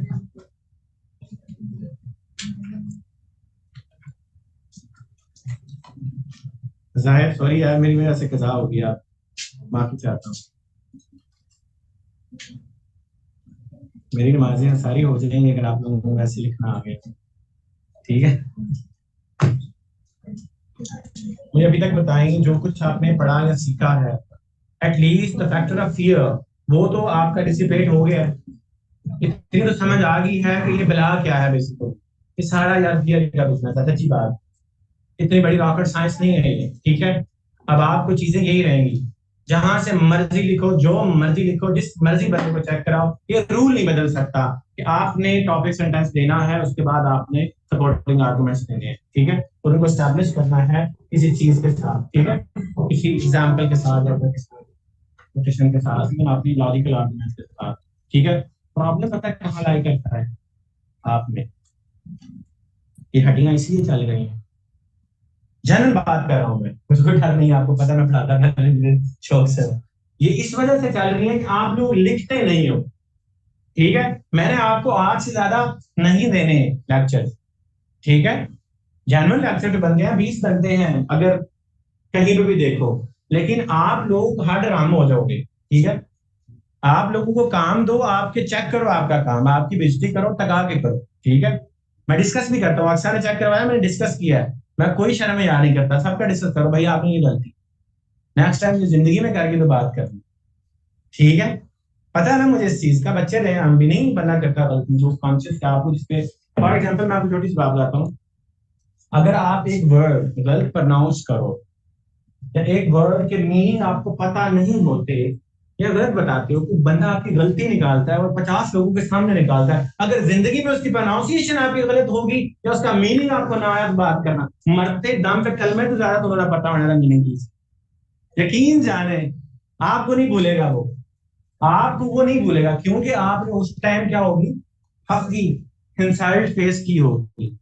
तो ये इंसल्ट अभी करवा लें उस इंसल्ट से बेहतर है, जो कि एफपीएससी के बाबे ने करनी है, 85 रुपए के बदले हैं आपकी, ठीक है। ओके, मैं दुआ कर रहा हूँ उसके 15 रुपए बढ़ गए यार, आप लोगों का फ्यूचर है उसके हाथ में। ओके जी, नेक्स्ट हमारे पास जो अप्रोच है इसी पैराग्राफ को लिखने की, वो क्या है, कंपेयर एंड कंट्रास्ट की। कंपेयर एंड कंट्रास्ट, यहाँ पे हमने आर्गुमेंटेशन की, ऐसे ही है। अब हम ये भी तो कर सकते थे, जैसे मैंने कहा नॉर्डिक रीजन के साथ पाकिस्तान का कंपैरिजन कर लेते, कर सकते थे ना। मकसद क्या है, हमें स्टैब्लिश करना है क्लाइमेट चेंज पास करा हुआ था, वैसे ही है मकसद, तो ये है ना। अप्रोच जो मर्जी ले लें हम। अब ये और है ऐसे, उसका एक पैराग्राफ है, पॉवर्टी, मैं देख लूं कौन सा paragraph, poverty also has great concept, poverty anywhere, ये थ्रेट टू प्रॉस्पेरिटी एवरीवेयर, ये है ऐसे का topic. Union public service commission India का जो है उसका, ये मेरी आदत नहीं है कि मैं बड़े बड़े ऐसे को यहाँ लिखूं और आपको बताऊं ना, जिस तरह के टीचर यहाँ पाकिस्तान में कर रहे हैं, उनकी छोटी छोटी वीडियो रील चल रही होती हैं, 2-2 लाख 3-3 लाख बच्चे ने देखा, तो बंदे बच्चे इम्प्रेस हो रहे होते हैं यूपीएससी को, इंडिया की यूपीएससी जो है यूनियन पब्लिक सर्विस कहते हैं, हमारे फेडरल प्रोसिक्यूशन यूनियन, वहाँ फेडरेशन ऑफ यूनियन बोर्ड, ठीक है। तो उसके ऐसे होते हैं, और फॉर्चुनेटली मैंने 2017 में जिस ऐसे में 58 लिए थे, वो मैंने यूनियन पब्लिक पोजीशन से देख के पहले अटेम्प्ट किया हुआ, फॉर्चुनेटली मैंने अटेम्प्ट किया हुआ, सेम वही आया, सेम वही होता है। Student mentality impeding progress in India, हमने सिर्फ पाकिस्तान लगाया, छाप के बच्चों को दे दिया, 6 महीने पहले आया था, ठीक है। ऐसे ही हमने सिर्फ इंडिया हटा के पाकिस्तान ठोक दिया, ऐसे ही है। रिसेंटली टूरिज्म पे आया हुआ था पाकिस्तान में 2020 में भाई था, ठीक है, वो भी इंडिया से उठाया था, ठीक है, इंडिया से उठाया था। मैं आपको बीसीयू ऐसे बता सकता हूँ, ऐसे जो इन्होंने इंडिया से उठाए हुए, और आपकी ग्रामर का जो पेपर होता है, जो कॉम्पोजिशन का, वहां पे बहुत सी चीजें ऐसी होती हैं जो वहीं से उठा रहे हो, ये सहमत नहीं करते ना अक्सर। लेकिन मैं ये भी नहीं कहूंगा कि हर चीज वहां से उठाते हैं, पॉसिबिलिटी 20% की, आज तक 20% चांसेस होते हैं कि वहां से। सो हम चलते हैं कि ये वो ऐसे उसमें आया था यूपीएससी में, मैंने सॉल्व किया था उसके अंदर। ऑन द अदर हैंड देखा क्या है, ऑन द अदर हैंड क्या है, ये कनेक्टर है कंट्रास्ट देने के लिए। इसका मतलब है इसके जो पीछे वाला पैराग्राफ था वो इस डायरेक्शन में जा रहा था, अब मैं बात दूसरी तरफ की करने लगा हूं, ये वो कनेक्टर है, ये वो वो ये बताएगा कि मैंने जो पहले बात किया उसकी दूसरी तरफ ये भी हो रहा है, ठीक है। एक साइड बताने के बाद जब दूसरी साइड बताने लगते हो तो आप ये वाला यूज करते हो, ठीक है। अगर आप इसी साइड पे एक और पैराग्राफ, सपोज एक साइड पे आप जा रहे हो ना, सिमिलर पैराग्राफ और देने लगते हो, तो आप इन एडिशन टू, ठीक है, in same way, in similar manner, the same way, ठीक है, मोर ओवर, ठीक है, फर्दर मोर, सिमिलरली, समझ आ रही है? परेशानी ना जिनको नहीं पता, डोंट वरी अबाउट इट, मैं आपकी परेशानी समझता हूँ, सही है। किसी बंदे ने भी इनसे इंप्रेस नहीं होना, ठीक है। डोंट वरी, मैं आपको सारे दूंगा, बराबरी पे आप आओगे, ठीक है, बल्कि इक्विटी करूंगा, मैं आपको ज्यादा दूंगा, ठीक है, इसलिए ज्यादा परेशान नहीं होना, डोंट वरी। ओके, तो ये हमने क्या किया, कनेक्टर लगाया, पॉवर्टी आल्सो। अच्छा ये ना मैं बता दूं, ये स्पेस नहीं है, देखा ऑलवेज के बाद ये वर्ड है, पैराग्राफ ब्रेक नहीं होता, ये बेसिकली वर्ड की फाइल थी, तो इन्होंने कन्वर्ट की है, मैनेजमेंट ने इसको पीपीटी में, क्योंकि मैंने वर्ड फाइल सेंड की थी तो पीपीटी में कन्वर्ट किया, तो गैप नहीं आता, ठीक है। तो ये मैं बता इसलिए रहा हूँ, आप लोग कंफ्यूज ना हो जाओ, क्योंकि पैराग्राफ रूल है, ब्रेक नहीं होता, यहाँ ब्रेक हो गया ना, तो इसलिए मैं बता रहा हूँ आपको कि ब्रेक हुआ सिर्फ वो कन्वर्जन की वजह से, अदरवाइज वर्ड इधर ही है, ठीक है। On the other hand, poverty also has grave consequences for well-being of the state. अब यहाँ पे मुझे आप लोगों ने टॉपिक आइडिया और कंट्रोलिंग आइडिया बताना है, मुंडिया लेके 1.5 घंटे से मेरा सर खा रहे हो, बताओ जरा। Poverty in Pakistan, poverty topic idea है, well being of the state हमारा कंट्रोलिंग आइडिया है। अब पॉवर्टी स्टेट की वेलबीइंग को कैसे इंडेंजर करती है, हमने ये एस्टैब्लिश करना है, बात समझ आ गई है?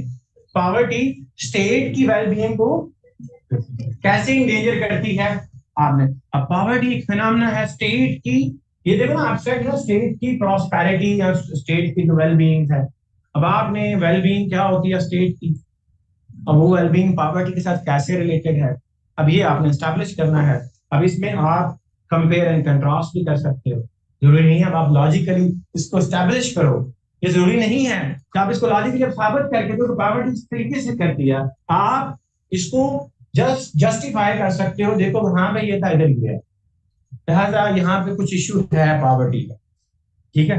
पढ़ते हैं, इन अ फेडरेशन, फेडरेशन की समझ है ना, समझ है ना, मार के मैं समझा रहा हूँ, federation unequal development or unequal prosperity among units is always problematic, always। ये क्या है, ये वाला सेंटेंस क्या है, ट्रांजिटरी सेंटेंस है, इसका मतलब क्या हुआ कि मैं बात को फेडरेशन के कॉन्टेक्स्ट में लेके जाने लगा हूं, बात को उस तरफ लेके जाने लगा हूं, स्टेट की प्रॉस्पेरिटी को मैं यूनिट्स और फेडरल गवर्नमेंट के आपस में रिलेशन की तरफ लेके जाने लगा हूं, तो ट्रांजिशन मैंने दे दी फौरन उसको, ठीक है। ट्रांजिशन के बाद inequality poses serious threat to the unity of the federation, इसका मतलब मैंने कहा ना फेडरेशन, अब आपको मैं बता रहा, मैं मूवी देख रहा था कल देखिए, हाँ कल मूवी देखने गया था, मैंने 7 जो आई है टॉम क्रूज की, ठीक है। मैं 2 साल बैठा था, तो मैं ना उसको प्रेडिक्ट कर रहा था ध्यान से काम करने के लिए, इधर होगा ये होगा, मुझे कहना तुझे पता कैसे चलता है, मैंने कहा वो गैर जरूरी बिला वजह किसी भी चीज पे, किसी ऑब्जेक्ट पे, किसी चीज पे, किसी बंदे पे कैमरा नहीं डाला जाता, इतना फजूल टाइम नहीं होता मूवी में कि गैर जरूरी चीज पे कैमरा डाला जाए। अगर आप मूवी देख लो, गाड़ी आ गई रोड के ऊपर और छोटा सा दरवाजा कोने में, उसके ऊपर थोड़ी देर के लिए 1 सेकंड के भी आप मतलब चौथाई हिस्से में अगर कैमरा उधर पे गया, दूसरे चला गया, तो आपको उन्होंने गेट दिखा दिया, इसका मतलब है कि आगे से भी पुलिस है, इधर से भी पुलिस है, इसने दरवाजा में जाना, ठीक है, आपको दिखाया इसलिए गया। तो ये जो फेडरेशन की बात हुई थी, ये फजूल नहीं हुई थी, ये आपको दिखाई इसलिए गई थी कि हमारी गाड़ी ने फेडरेशन में जाना है, आप ठीक हो गया। तो हमने क्या किया, फेडरेशन का वो रिफ्लेक्शन दिया हमने ट्रांजिशन में दे के, अब हम बात करने लगे, ठीक है। तो हमने क्या कहा, inequality poses serious threat to the unity of the federation in Pakistan, इन पाकिस्तान, एक ये हो गया, ये बात एक पाकिस्तान की यहां तक होगी, कंट्रारी नजर आ रहा है आपको, कंट्रास्टिंगली, कंट्रारीली, ये 2 अपोजिट चीजों का कंपैरिजन करने के लिए होता है। कंपेयर कंट्रास्ट करने के लिए होता है, एक चीज बताओ फिर कंट्रास्टिंगली कॉन्ट्रेरीली लगा के हम दूसरी बात बताते हैं। तो हमने यहाँ से लेकर यहाँ तक पाकिस्तान की बात की है और आगे यहाँ से लेकर यहाँ तक किसी और की बात करेंगे। दोनों का कंपैरिजन हो रहा है कंपेयर एंड कंट्रास्ट की फॉर्म में। करने के बाद हम एस्टैब्लिश करेंगे कि कैसे पॉवर्टी एंडेंजर करती है किसी भी स्टेट की वेलबीइंग को, स्टेट की वेलबीइंग को। ठीक हो गया? In Pakistan's context, prosperity in Punjab engenders होता है पैदा, ठीक है, engenders a sense of deprivation among other federating units। ऐसे ही है, जो दूसरे यूनिट्स के लोग बैठे हैं, हकीकत है ना ये, हकीकत है ना ये। पंजाब की प्रॉस्पेरिटी दूसरे सूबों के अंदर वो अमीर फील करते हैं इस चीज को, और ये नेचुरल है। यहाँ तक कि जो एक्टर्स हैं कराची वाले, वो जब इधर आते हैं और आपको कहते हैं हमें तो लगता है पाकिस्तान के लोग है वो वाले, ऐसे ही है ना जी। और आप इमेजिन करें वो लोग किसी मतलब कटी पहाड़ी में या मतलब इस तरह के जगहों पर नहीं रहते, तो अच्छी जगहों पर सारे लोग रहते हैं, लेकिन यहाँ आकर फिर भी वो कहते हैं कि जो पाकिस्तान हो रहा है। मुझे याद है 2011 में मैं यहाँ पढ़ता था गवर्नमेंट कॉलेज में, तो मेरे दोस्त थे खैरपुर से या खैरपुर सिंध से थे वो था। तो मैंने कहा जुनेद क्या हाल है, ऐसे हम गुजर रहे थे मार रोड पे वॉक करके, तो मैंने कैसा लगा आपको? मुझे तो लग रहा है मैं यूरोप आ गया हूँ। खुदा की कसम उसके ये अल्फाज थे, मुझे लगता है मैं यूरोप आ गया हूँ यार। मैं कराची गया इससे पहले, हाँ कराची गया हूँ, लेकिन मैं कराची के पास वो इलाके नहीं देखे जो बोश है, ये तो सारे मुझे बोश लग रहे हैं। मैं कहा यार ये तो लाहौर का गंदा दिन इलाका है जिधर तुम खड़े हो, जो पुराना लाहौर है, नारकली साथ वाला करना, ठीक है। खैर बात क्या कर रहा हूँ, तो ये वही बात मैं कर, ठीक है। सो प्रॉस्पेरिटी इन पंजाब, ठीक है, engenders a sense of deprivation among other federating units. This sense of deprivation is weakening national unity. बात जा रही है प्रूव होने की तरफ, जा रही है। तो हमने क्या किया, वीक कर लिया आपने, लेकिन दूसरी तरफ क्या होता है, contrarily USA has strong federal system for विकास के लिए यूज हुआ है। याद रखिएगा, फॉर को विकास के लिए भी यूज कर सकते हैं, लेकिन इसके पीछे रूल है, रूल के बिना नहीं करना, ठीक है। विकास ही लिखे आप, फॉर देयर इज, आप इसको इमेजिन करने नहीं लिखा, ठीक है। USA has a strong federal system because there is an equitable benefit sharing among all states, ठीक है। अब हमारा ऐसे का टॉपिक क्या है, poverty anywhere a threat to prosperity everywhere. इसका मतलब है अगर दुनिया में कहीं पे भी गुर्बत है, ठीक है, तो दुनिया के किसी भी कोने में अगर हमारे एग्जिस्ट करती है तो उसके लिए वो खतरा है। तो अगर अपने मुल्क में लेके आए तो हमारे मुल्क के किसी भी कोने में अगर गरीब बस रहा है तो अमीर के लिए खतरा है, ठीक है। डीएचए के साथ जो स्लम्स हैं, जो गीटोज हैं वहां पे, वो डीएचए के लोगों के लिए खतरा है। वो हसद की निगाह से उनको देखेंगे, वो क्राइम करेंगे वहां जाके। तो प्रॉस्पेरिटी जो है वो किसी, poverty anywhere is threat to prosperity everywhere. कोई भी अमीर बच नहीं सकता गुर्बत की तबाहकारियों से, ठीक हो गया, ये है मामला। तो हमने क्या किया, पाकिस्तान में ये बात की कि पंजाब के अंदर तो खुशहाली है, लेकिन दूसरे सूबों में खुशहाली नहीं है। ये हमारी नेशनल यूनिटी को, नेशनल वेलबीइंग को खराब कर रहा है, वीक कर रहा है। दूसरा कंपैरिजन के तौर पे, दूसरा हमने यूएसए की बात की कि वहां पे बेनिफिट शेयरिंग है हर जगह पे, वहां पॉवर्टी नहीं है, बेनिफिट शेयरिंग है वहां पे। तो वहां पे क्या है, एक स्ट्रॉन्ग फेडरल सिस्टम है, एक strong system strong state exist करती है। तो हमने दो कंट्रीज का, एक अपनी बात की फिर दूसरे की बात की, देखे हमने उसको प्रॉपर इमेज दे दिया, कंपेयर एंड कंट्रास्ट वाला, ठीक है। देख लो, एक तरफ तो ये है, दूसरी तरफ ये है, ठीक हो गया। Therefore, समझ आई है, समझ आई है, ठीक है। Therefore, poverty in any part of country is a serious threat to the whole state. Okay, ये ग्रीन है, नजर नहीं सही आ रहा। तो अब एक बात और गौर से समझे, आपको ये एंड वाली बात देख के समझ आ रहा होगा, ये इससे ज्यादा थीसिस स्टेटमेंट के पास है, poverty anywhere is threat to prosperity everywhere. हमने वर्ड यहाँ चेंज कर दी, poverty in any part of the country is threat to the whole state, word change कर दी गई, थीसिस स्टेटमेंट के साथ टच दिया ना इसको। तो थीसिस स्टेटमेंट आपके हर पैराग्राफ में आपके साथ चलेगी, क्योंकि आप हर पैराग्राफ अपनी थीसिस स्टेटमेंट के लिए लिख रहे हो। बात समझ आई है?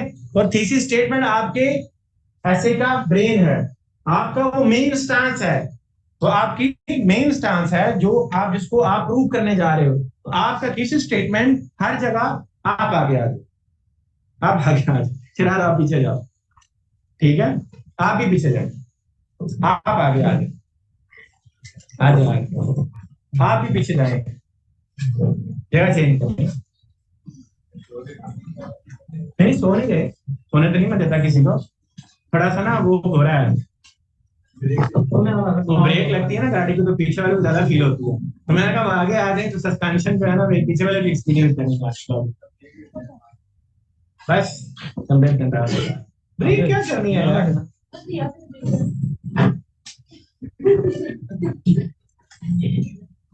ओके दे दिया यार, मैं देता हूँ ब्रेक, लेकिन आप लोग पता क्या करते हो, आप 5 मिनट की ब्रेक मांगते हो, 20 मिनट तक आप मिलते ही नहीं। मेरा मकसद ये होता है क्लास पूरी हो जाए तो मैं स्टार्ट करूँ, ठीक है? अभी जैसे ऑनलाइन बच्चे थे तो मैं इधर उधर की बातें पीछे वाली कर रहा था, मैंने टॉपिक स्टार्ट नहीं करवा रहा था, ठीक है? ठीक हो गया? अब ये इशू था।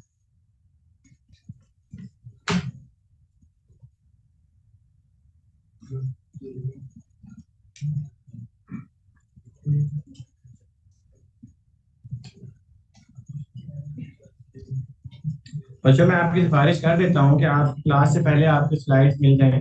वैसे भी आपको आपके सामने स्लाइड्स तो है ही, ठीक है? आपके सामने आ रही है पिक्चर, आप उसका स्क्रीनशॉट भी ले सकते हैं, ठीक है? तो स्लाइड भी मिल जाएंगे आपको, कुछ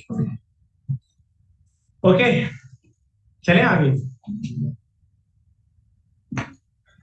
तो हमने एंड पे दोबारा उसको बात जो है वो रिमाइंड करवा दी, ठीक है? इसको रहने दें, आगे चलते हैं।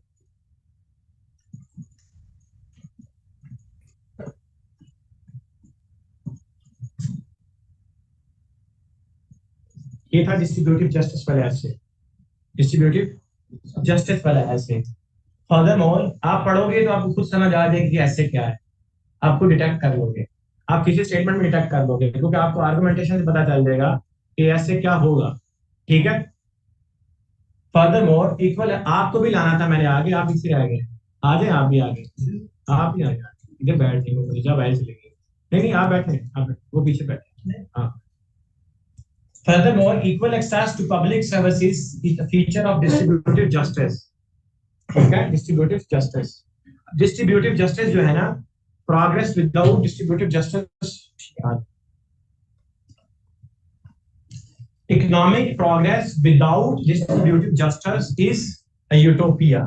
Is a utopia. UPSC में आया, हमने थोड़ा सा चेंज करके इसको PMS में दिया था, economic progress without distributive justice is not possible. ठीक है? थोड़ा सा हमने चेंज किया, इतनी हमने एक्सेप्ट कर, इतना तो बनता है, हम बोल के लिए, ठीक हो गया? तो ये था कि अगर आप इकोनॉमिक प्रोग्रेस कर रहे हो लेकिन इसकी इक्वल बेनिफिट शेयरिंग नहीं हो रही, हैव जो है वो अमीर से अमीर हो रहे हैं, जो बेचारे हैव नॉट से वो गरीब से गरीब हो रहे हैं, तो ये है इक्वालिटी नहीं है, रिसोर्सेज की डिस्ट्रीब्यूशन सॉरी नहीं है, ठीक है? तो ये शेयरिंग ऑफ डिस्ट्रीब्यूशन जो है ऑफ रिसोर्सेज, या फिर हम अक्सर बात करते हैं कि बेनिफिट शेयरिंग जो वर्ड यूज करते हैं, ये इकोनॉमिक प्रोग्रेस में बहुत जरूरी है। आपके मुल्क में आपको पता है कि बहुत अमीर लोग भी रहते हैं, ऐसा लाइफस्टाइल जो कि आपने वो देखी है जिसके अंदर एक औरत बड़ी लग्जरियस गाड़ी में बैठी होती है, वो एक रेसिंग कार लगी होती है, तो पूछते हैं कि what do you do for living, तो कहती है कि मैं एक रिटायर्ड पुलिस ऑफिसर की बेगम। देखी है ना आपने? Yes yes yes. तो एक तरफ तो वो है, तो वो एक तरफ नरम सुनी तरह ऐसा की कोई मसला नहीं। तो एक तरफ तो हमारे गरीब हैं जो कि मेजॉरिटी में है, एक तरफ अमीर है, एलीट है जो कि 1-2% है, जो कि इतनी अमीर है जो कि आपकी वर्ल्ड के हाईएस्ट जो पर कैपिटा इनकम वाली कंट्रीज हैं, जैसे सिंगापुर है, कतर है, उससे भी ज्यादा है, ठीक है? तो है, तो ये जो डिस्ट्रीब्यूशन, यार ये बच्चे मैसेज कर रहे हैं, डिस्टॉर्शन आवाज में आ रही है।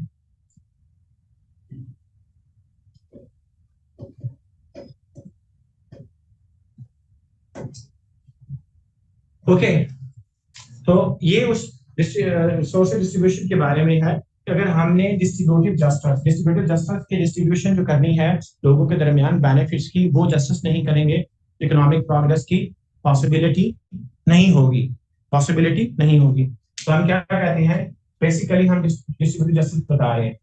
Furthermore, equal access to public services is a feature of distributive justice. पहले हम ये बता रहे हैं उसको distributive justice होता क्या है। Public service delivery is a responsibility of government. However, अब देखो ये ट्रांजिशनल सेंटेंस था, ऐसे ही है तो नहीं बन रहा है इसका, लेकिन बीच में सिर्फ उस तरफ ले जाने के लिए इसको लिखा। समझ आ गई अब आपको ये क्या आइटम होती है? लिख लोगे ना इस तरह के, लिख लोगे ना। However, inequitable delivery of these services creates problem. अब ये मैंने creates का वर्ड ऐसे लगाया ना, ये डिलीवरी के लिए है, सब्जेक्ट वर्ब एग्रीमेंट समझो, ठीक है। In countries where economic growth is not inclusive economic growth वो होती है जो सबको अपने अंदर सबको बेनिफिट्स दे रही हो, सबको संभाल रही हो। एक्सक्लूसिव वो होती है जो स्पेसिफिक लोगों के लिए हो, ठीक हो गया। तो जब वो ऐसे ममालिक जहां पे इंक्लूसिव प्रोग्रेस नहीं है, वहां पे क्या है, the poor and the downtrodden are often missed out on the delivery of these services. जो गरीब हैं और जो सबसे नीचे वाला तबका है उनको सर्विसेज की डिलीवरी में निकाल दिया जाता है, उनको बेचारों को नहीं मिल रही होती। जैसे आप इस्लाम में चले जाएं, यानी कि ये जो झुग्गियों वाले जो गरीब कटी पहाड़ी के इलाके, इस तरह के हमारे लाहौर के आप ये मामिया कॉलोनी वाली साइड, ये सारे इलाके हैं, या फिर के साथ स्लम्स हैं, या फिर इवन जोहर टाउन के बाहर है फखराबाद था। Well, if I'm not wrong, category system में तो टेस्ट करते हैं ना लाहौर के अंदर इस आइडियाज में। वहां पे आपको राइट प्रॉपर फैसिलिटी भी नहीं है, और कुछ जगहों पे गैस नहीं है, कुछ जगहों पे मेरा फॉर एग्जांपल जो है क्लास 4 है, उसके घर में आज तक बिजली नहीं है, ठीक है। वो गंजुमता वाली साइड से आता है, और वो मुझे बता रहा था कि सर मैं बड़ी कोशिश करके फिर घर में बिजली लगवा रहे हैं, ठीक है। आपको फायर हो गई है। आप खवातीन वाली साइड पे जगह है कहीं? आप एक काम करें ना, जैसे आप आपके सामने बैठ, आप एक काम करें, आप उधर आके सामने, वो जगह है मतलब अपराध के साथ, अपराध के हाथों में है कमान की तरह, इधर से मेरे पास है। हर फर्ज है मिल्लत के मुकद्दर का, इधर बैठे। ओके, तो हमने अभी क्या करने लगे हैं, अ कंपैरेटिव एनालिसिस। अब वहां पे हमने कंट्रास्ट बयान किया, यहाँ हम प्रॉपर एक कंपैरेटिव एनालिसिस एक सेंटेंस में करने लगे हैं, ठीक है। वहां हमने अलग अलग बताया ना, एक यहाँ पे हम एक ही जगह में कंपैरिजन करके निकल जाएंगे, ठीक हो गया। ताकि comparative analysis of socio economic services delivered to the citizen in Pakistan and Nordic countries brings home होता है किसी को बताना, रोज किसी के सामने लेके आना, एक फैक्ट को आपके सामने ब्रिंग्स होम का मतलब ये होता है किसी चीज के बारे में नॉलेज पाना, ठीक है। Brings home the fact the economic progress is durable only when every citizen has equal access to such services. अगर हम कंपैरिजन करें पाकिस्तान और नॉर्डिक रीजन में सर्विस डिलीवरी जो लोगों को हो रही है उसका, तो हमें पता चलेगा कि इकोनॉमिक प्रोग्रेस सिर्फ तब मुमकिन है सर्विसेज दोगे, ठीक है। अब मैंने ये नहीं बताया कि नॉर्डिक रीजन के फलां लोगों को ये सहूलतें मिल रही हैं और पाकिस्तान में ये मिल रही हैं। यहाँ क्या किया हमने, इकट्ठा एक ही कंपैरेटिव एनालिसिस करके निकल गए। फॉर एग्जांपल हम एजुकेशन की बात कर रहे हैं, तो आप कह सकते हैं अ comparative analysis of the education literacy rate in south Asian countries, ठीक है, विल ब्रिंग होम, ठीक है। क्या फैक्ट लेके आएगा, ब्रिंग होम पर क्या होगा कि पाकिस्तान जो है वो सेकंड जो है ना लीस्ट हमारे पास लिटरेसी रेट है अफगानिस्तान के बाद, ठीक है। तो हम ये फैक्ट बताएंगे तो क्या होगा, कंपैरिजन हो गया, एक तरफ पूरा साउथ एशिया और दूसरी तरफ हमारी हालत, ऐसे ही है। अगर हम गवर्नेंस की बात कर रहे होंगे तो comparative analysis of governance in developed countries, ठीक है, या वेस्टर्न कंट्रीज, किसी भी मुल्क की बात कर लो आप, एंड पाकिस्तान, ठीक है, विल ब्रिंग टू लाइट, हमने लेके आए क्या बात कि वो कंट्री जहां पे अच्छी गवर्नेंस है वो लीप्स एंड बाउंड्स प्रोग्रेस कर रहे हैं, और हमारी ये हालत है, देख लो, इकोनॉमिक क्राइसिस, पॉलिटिकल क्राइसिस, ठीक है, ऐसे ही हो गया। तो आप इस तरह एक सेंटेंस में आप कंपैरिजन कर सकते हो, ये भी एक अप्रोच है, ओके, ये भी एक बात समझ आई, ठीक। आगे चलते हैं। एक्चुअली मेरा ना दिल होता है आप लोगों को लिखवाने का, पर हर मेरे जो है ना लेक्चर में टाइम इतना लग जाता है पढ़ाने में कि आपके लिए टाइम बड़ा कम बचता है। तो आज मेरा पूरा इरादा है कि आपसे कुछ ना कुछ लिखवाऊं मैं इधर लाइव। ठीक है, ठीक हो गया? ठीक है, समझ आ गई मेरी बात? जी ओके। आगे आते हैं। ठीक है, आगे हमारे पास फैक्ट डाटा कैसे कोड करनी है। इसके बाद मैं आपको बताऊंगा कोटेशन कैसे कोड करनी है। आप लोग कोटेशन गलत कोड करते हो। ठीक है, हमारे यहाँ क्या होता है डेमोक्रेसी पे, अगर पहले हम वो कर लेते हैं कोटेशन वाला, जरा थोड़ा फनी है। ठीक है, अगर हमारे पास डेमोक्रेसी पे आ गया ना ऐसे, भाई मैंने ऐसे उठा लिया क्योंकि मुझे democracy the government of the people for the people by the people आती है। ठीक है, ऐसे ही है, ऐसे ही होता है ना, बस मुझे ये आती है, मैंने अब यही ऐसे करना। ओके, अब आप लोग क्या करोगे, डेमोक्रेसी आप ऐसे स्टार्ट करते वक्त आप लिखोगे democracy government of the people for the people by the people Abraham Lincoln. ठीक हो गया? ये लिखने के बाद आप लिखोगे democracy is a form of government where people elect their represent the people themselves elect their representative। भाई ऊपर क्या लिखा है, अगर ये नीचे लिखना था तो बात समझ आ रही है? ऊपर तुम डेमोक्रेसी की स्पिरिट को बयान कर रहे हो और नीचे तुम डेमोक्रेसी को एक्सप्लेन कर रहे हो। फिर वो कोटेशन क्यों लिखी थी?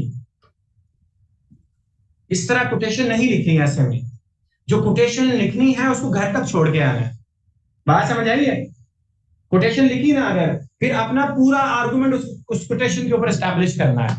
ठीक है, आपने किस तरह लिखना है, the words of Abraham Lincoln, ठीक है, have established this principle that democracy is the form of government where people themselves elect the people themselves rule, ठीक है, इन देयर ओन स्टेट। ठीक हो गया? अब आपने उसको रिलेट करके आगे चलना है। ऐसे नहीं है कि उसको टच किया हाइड एंड सीक खेलने चले गए, ऐसा नहीं होगा। उसको अगर टच किया है, उसको छेड़ा है, अब उसको ऐसे ना छोड़ के जाओ, अब निभाओ उसके साथ। ठीक हो गया? तो निभाना है, जो कोटेशन लिखनी है वो निभानी भी है। तो हम कोटेशन को देखते हैं। ये कोटेशन मेथड है, कोटेशन को रिलेट करना है। एक्सप्लेन, देखो जब आप रिलेट कर रहे होते हो ना, एक्सप्लेन करने की जरूरत नहीं, तो आर्गुमेंट है ना, हम अपने मतलब की बात कर रहे हैं। मैं यहां करूंगा, आपको समझ आ जाएगी। ठीक है, मूविंग ऑन। ये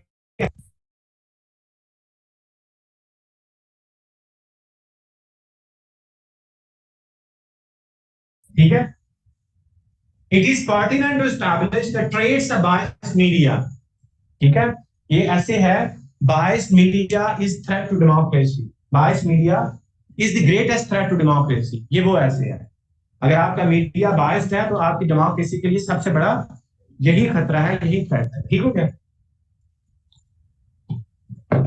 इसका मतलब ये है कि ये जो 3 W's थे ना, इसमें कोई एक W पीछे एक्सप्लेन किया है। अब अगला प्राइमरी हेडर डिस्कस होने लगा है, तो उसके लिए क्या लिखा हमने, मूविंग ऑन। ठीक है, 6 के W की बात होने लगी, अब इसके साथ हेडर्स आने लगे।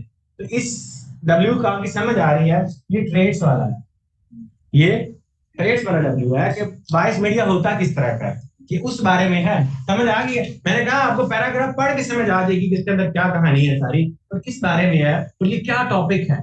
इस लेवल की क्लैरिटी आपकी राइटिंग में हो कि पढ़ने वाला कहां जहां से मर्जी पढ़े उसको पता चल जाए कि ऐसे का टॉपिक क्या है, प्राइमरी हेडर क्या है, सब हेडर क्या है। समझ आ गई बात? यानी कि topic statement. Moving on, it is pertinent to establish the trades of biased media. Trades क्या होते हैं? फीचर्स। ठीक हो गया? फर्स्ट थिंग फर्स्ट, इसका मतलब है ये सब हेडर 4-5 हैं, पहला बयान होने लगा। समझ आ गई बात की? सब हेडर थे प्राइमरी के, तो पहला बयान होने लगा है। तो मैं इधर कनेक्टर लगाया, ये कनेक्टर पास सुनो, कॉजेस इफेक्ट्स मैं सिंपल करता हूं आपको। ये मैंने बात कर दी, समझ आ रही है? अब मैं इसकी बात करने लगा हूं। इसके नीचे फर्ज करें हमने 5 पैराग्राफ लिखे, 5 सब हेडर्स थे कॉलेज के अंदर, ऐसे ही है। अब इसके अंदर भी 5 है, ऐसे ही है। समझ आ रही है ना? अब मैंने ये 5 के 5 लिख दिए, अब मैं इसको शुरू करने लगा हूं। एक कनेक्टर लगा इफेक्ट्स को बताने के लिए कि मैं इफेक्ट्स की बात करने लगा हूं। बात समझ आ गई? मूविंग ऑन इसके लिए लगा है। अब जब ये इससे इस तरफ आए हो, इसका एक लगा, अब इसमें से पहला बताने लगे हो तो इसके लिए ये लगा। समझ आ गई है बात? समझ आ गई है? इस तरह से चलना है, हर जगह इंडिकेटर देते जाना उसको। पढ़ने वाले बंदे को केमिस्ट्री नजर आए कि हर जगह मुझे इसने, कहते हैं कि आपका जो एग्जामिनर है, आप उसको फैसिलिटेट करो, आप उसके लिए चीजें आसान करो, आप उसके लिए आसानियां पैदा करोगे, वो आपके लिए आसानियां पैदा करेगा। ठीक है? आपको ये चाहिए, इससे ज्यादा नहीं चाहिए। ठीक है? आजकल प्रॉपर के भी इतने ही है। ठीक है? तो ये चाहिए, तो आपकी ये जो आसानी है, इसके लिए आपने इस पेपर के ऊपर आसानी उसके लिए करनी है, तो वो आसानी इस तरह से आएगी। तो मूविंग ऑन, हमने बताया कि हमने पीछे वाला जो प्राइमरी हेडर था आपने डिस्क्राइब कर दिया है। हम अगला प्राइमरी हेडर बयान बयान करने लगे हैं। तो moving on, it is pertinent to establish the effects of the population explosion. पर इसका मतलब किया था ना, डिस्कस पॉपुलेशन एक्सप्लोजन। तो अगर हम इफेक्ट्स की बात करने लगे हैं उसकी, तो क्या करेंगे? It is pertinent to establish the effects of population explosion. तो यहाँ पे क्या है? It is pertinent to establish the traits of biased media. First thing first, media has a conformist attitude toward the powerful servants of the state and society. ठीक है? अब यहाँ पे आपको फॉर फ्री मीडिया, आप देखो फ्री मीडिया की पहली बात होने लगी है। Free media is not suppose to yield before any pressure और ग्रीड। जो फ्री मीडिया होता है, उससे ये हम एक्सपेक्ट करते हैं कि वो सरेंडर नहीं करेगा किसके सामने? किसी प्रेशर में या ग्रीड के सामने। But biased media ignores journalistic ethics and runs after riches and power. लेकिन जो बायस्ड मीडिया होता है, वो दौलत के पीछे और ताकत के पीछे भागता है। ठीक हो गया? उसके बाद it always supports the powerful. ये हमेशा पावरफुल को सपोर्ट करता है। अब हमारा ऐसे का टॉपिक क्या है? बायस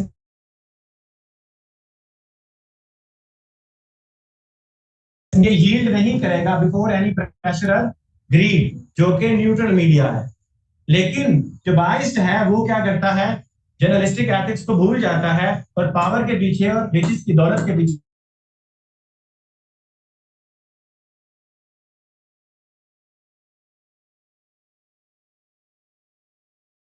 to inflict miseries upon the weaker.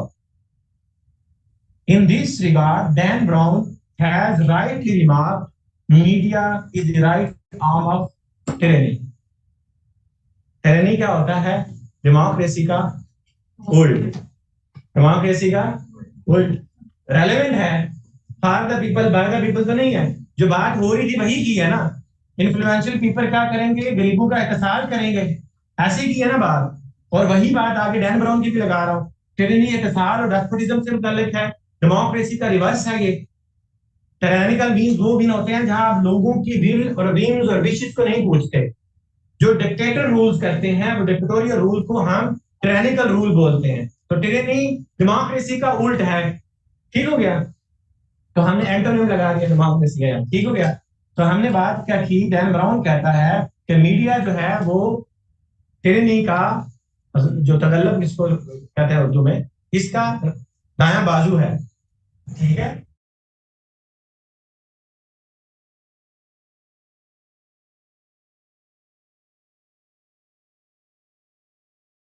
राज है, ये बेसिकली उसका टूल है, उसका टूल है, उसका जरिया। तो हमने जब ये बात कर ली, तो अब हमने भागना नहीं है। अब हमने भागना नहीं है, जो कि हम करते हैं। ठीक है? बस आती है बीच में लगाई बात, अपनी कोई कंटिन्यू रखी जो पीछे थी, नहीं। अब ऐसे नहीं करना। तो पहले स्टैब्लिश किया कि इन दिस रिगार्ड, पहले भी कहा इन दिस रिगार्ड, यानी इस बारे में ये बात हो रही है। पर आगे क्या करेंगे? The words of Dan brown, the words of Dan brown have captured the sense of the argument. Simple.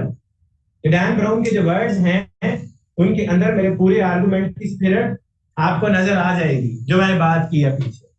Therefore,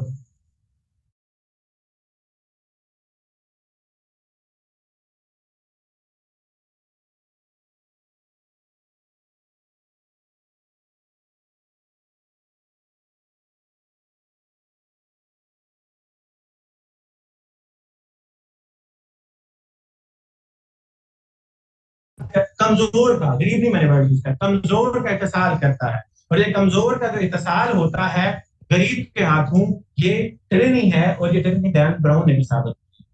ठीक है, डैन ब्राउन ने जो बात की, उसने कहा कि जो मीडिया है वो टिरनी का दायां बाजू है। ठीक है, तो हमें क्या समझ आई कि हमने एक कोटेशन के जरिए सारा समंदर बंद कर दिया पूरे में। ठीक है, एक कोटेशन लगा के। जी सर स्क्रीन शेयरिंग फिर ऑफ हो गया, सॉरी टू डिस्टर्ब, लेकिन वो स्क्रीन शेयरिंग ऑफ हो गई है। जी जी श्योर। स्क्रीन शेयरिंग ऑफ हो गई है।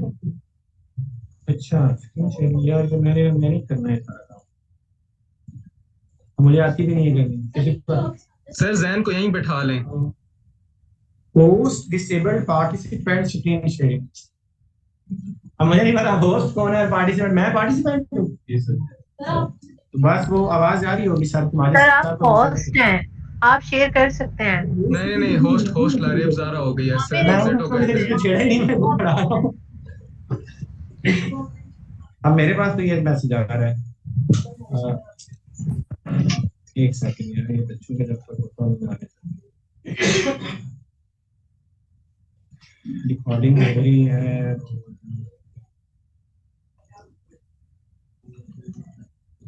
ISEP CSS Institute is the host now।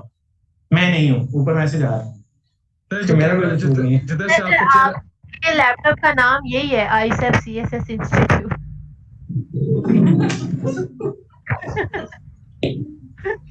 Sir जो आईडी लगी हुई है वो यही। मेरा ख्याल है जहाँ से कैमरा ऑन है वहां से वो वाला फोन है होस्ट। ये चैप्टर पर जो मसला है इसी में ध्यान पड़ाते हैं। ओके जी, बच्चों चलो सुन लो थोड़ी देर तक। तो हमने क्या किया, टच एंड रन नहीं करना, कहीं पे भी कोटेशन अगर कोट करनी है। अब मैं आपको ये अप्रोचेस पहले क्यों बता रहा हूं, अब ये सबसे इंपॉर्टेंट बात है, सबसे ज्यादा इंपॉर्टेंट बात है जिसके पीछे आपका सारा फियर एग्जिस्ट करता है। जब तक ये स्क्रीन शेयर नहीं होती, मैं ये बात बता दूं ताकि सुनने में तो आवाज आ रही है बच्चों। जब आप अपनी आउटलाइन लिखोगे ना, आउटलाइन लिखोगे, ठीक है, और ये जो फार्मूला मैं आपको बता रहा हूं, ये 5 डिफरेंट अटेम्प्ट्स में सक्सेसफुल रिजल्ट्स का निचोड़ है। 5 टाइम्स सक्सेसफुल एसेस का ये निचोड़ है। ठीक है, और आसानी भी है। जब आपने आउटलाइन लिखनी है ना, ठीक है, यहाँ पे नजर आ रहा है, इतना कैमरा नजर आ रहा है ना मेरा बच्चों? यस सर आ रहा है। ओके, जब आपने आउटलाइन लिखनी है तो ध्यान से लिखना है। आपने इंट्रोडक्शन लिखा,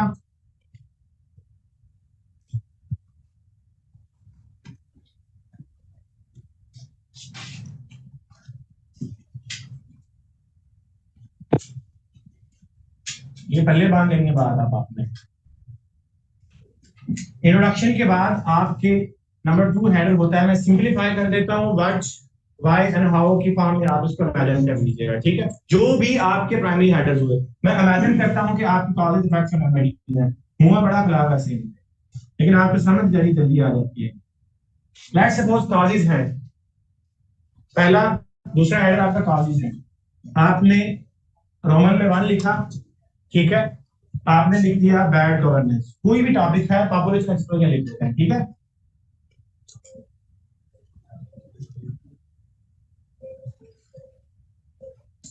ये आपका टॉपिक, आपने लिखा बैड गवर्नेंस। ठीक है, दूसरे नंबर पे आप लिख लेते हो अर्ली मैरिजेस। ठीक हो गया। तीसरे नंबर पे आप लिख लेते हो मिस इंटरप्रिटेशन ऑफ रिलीजन।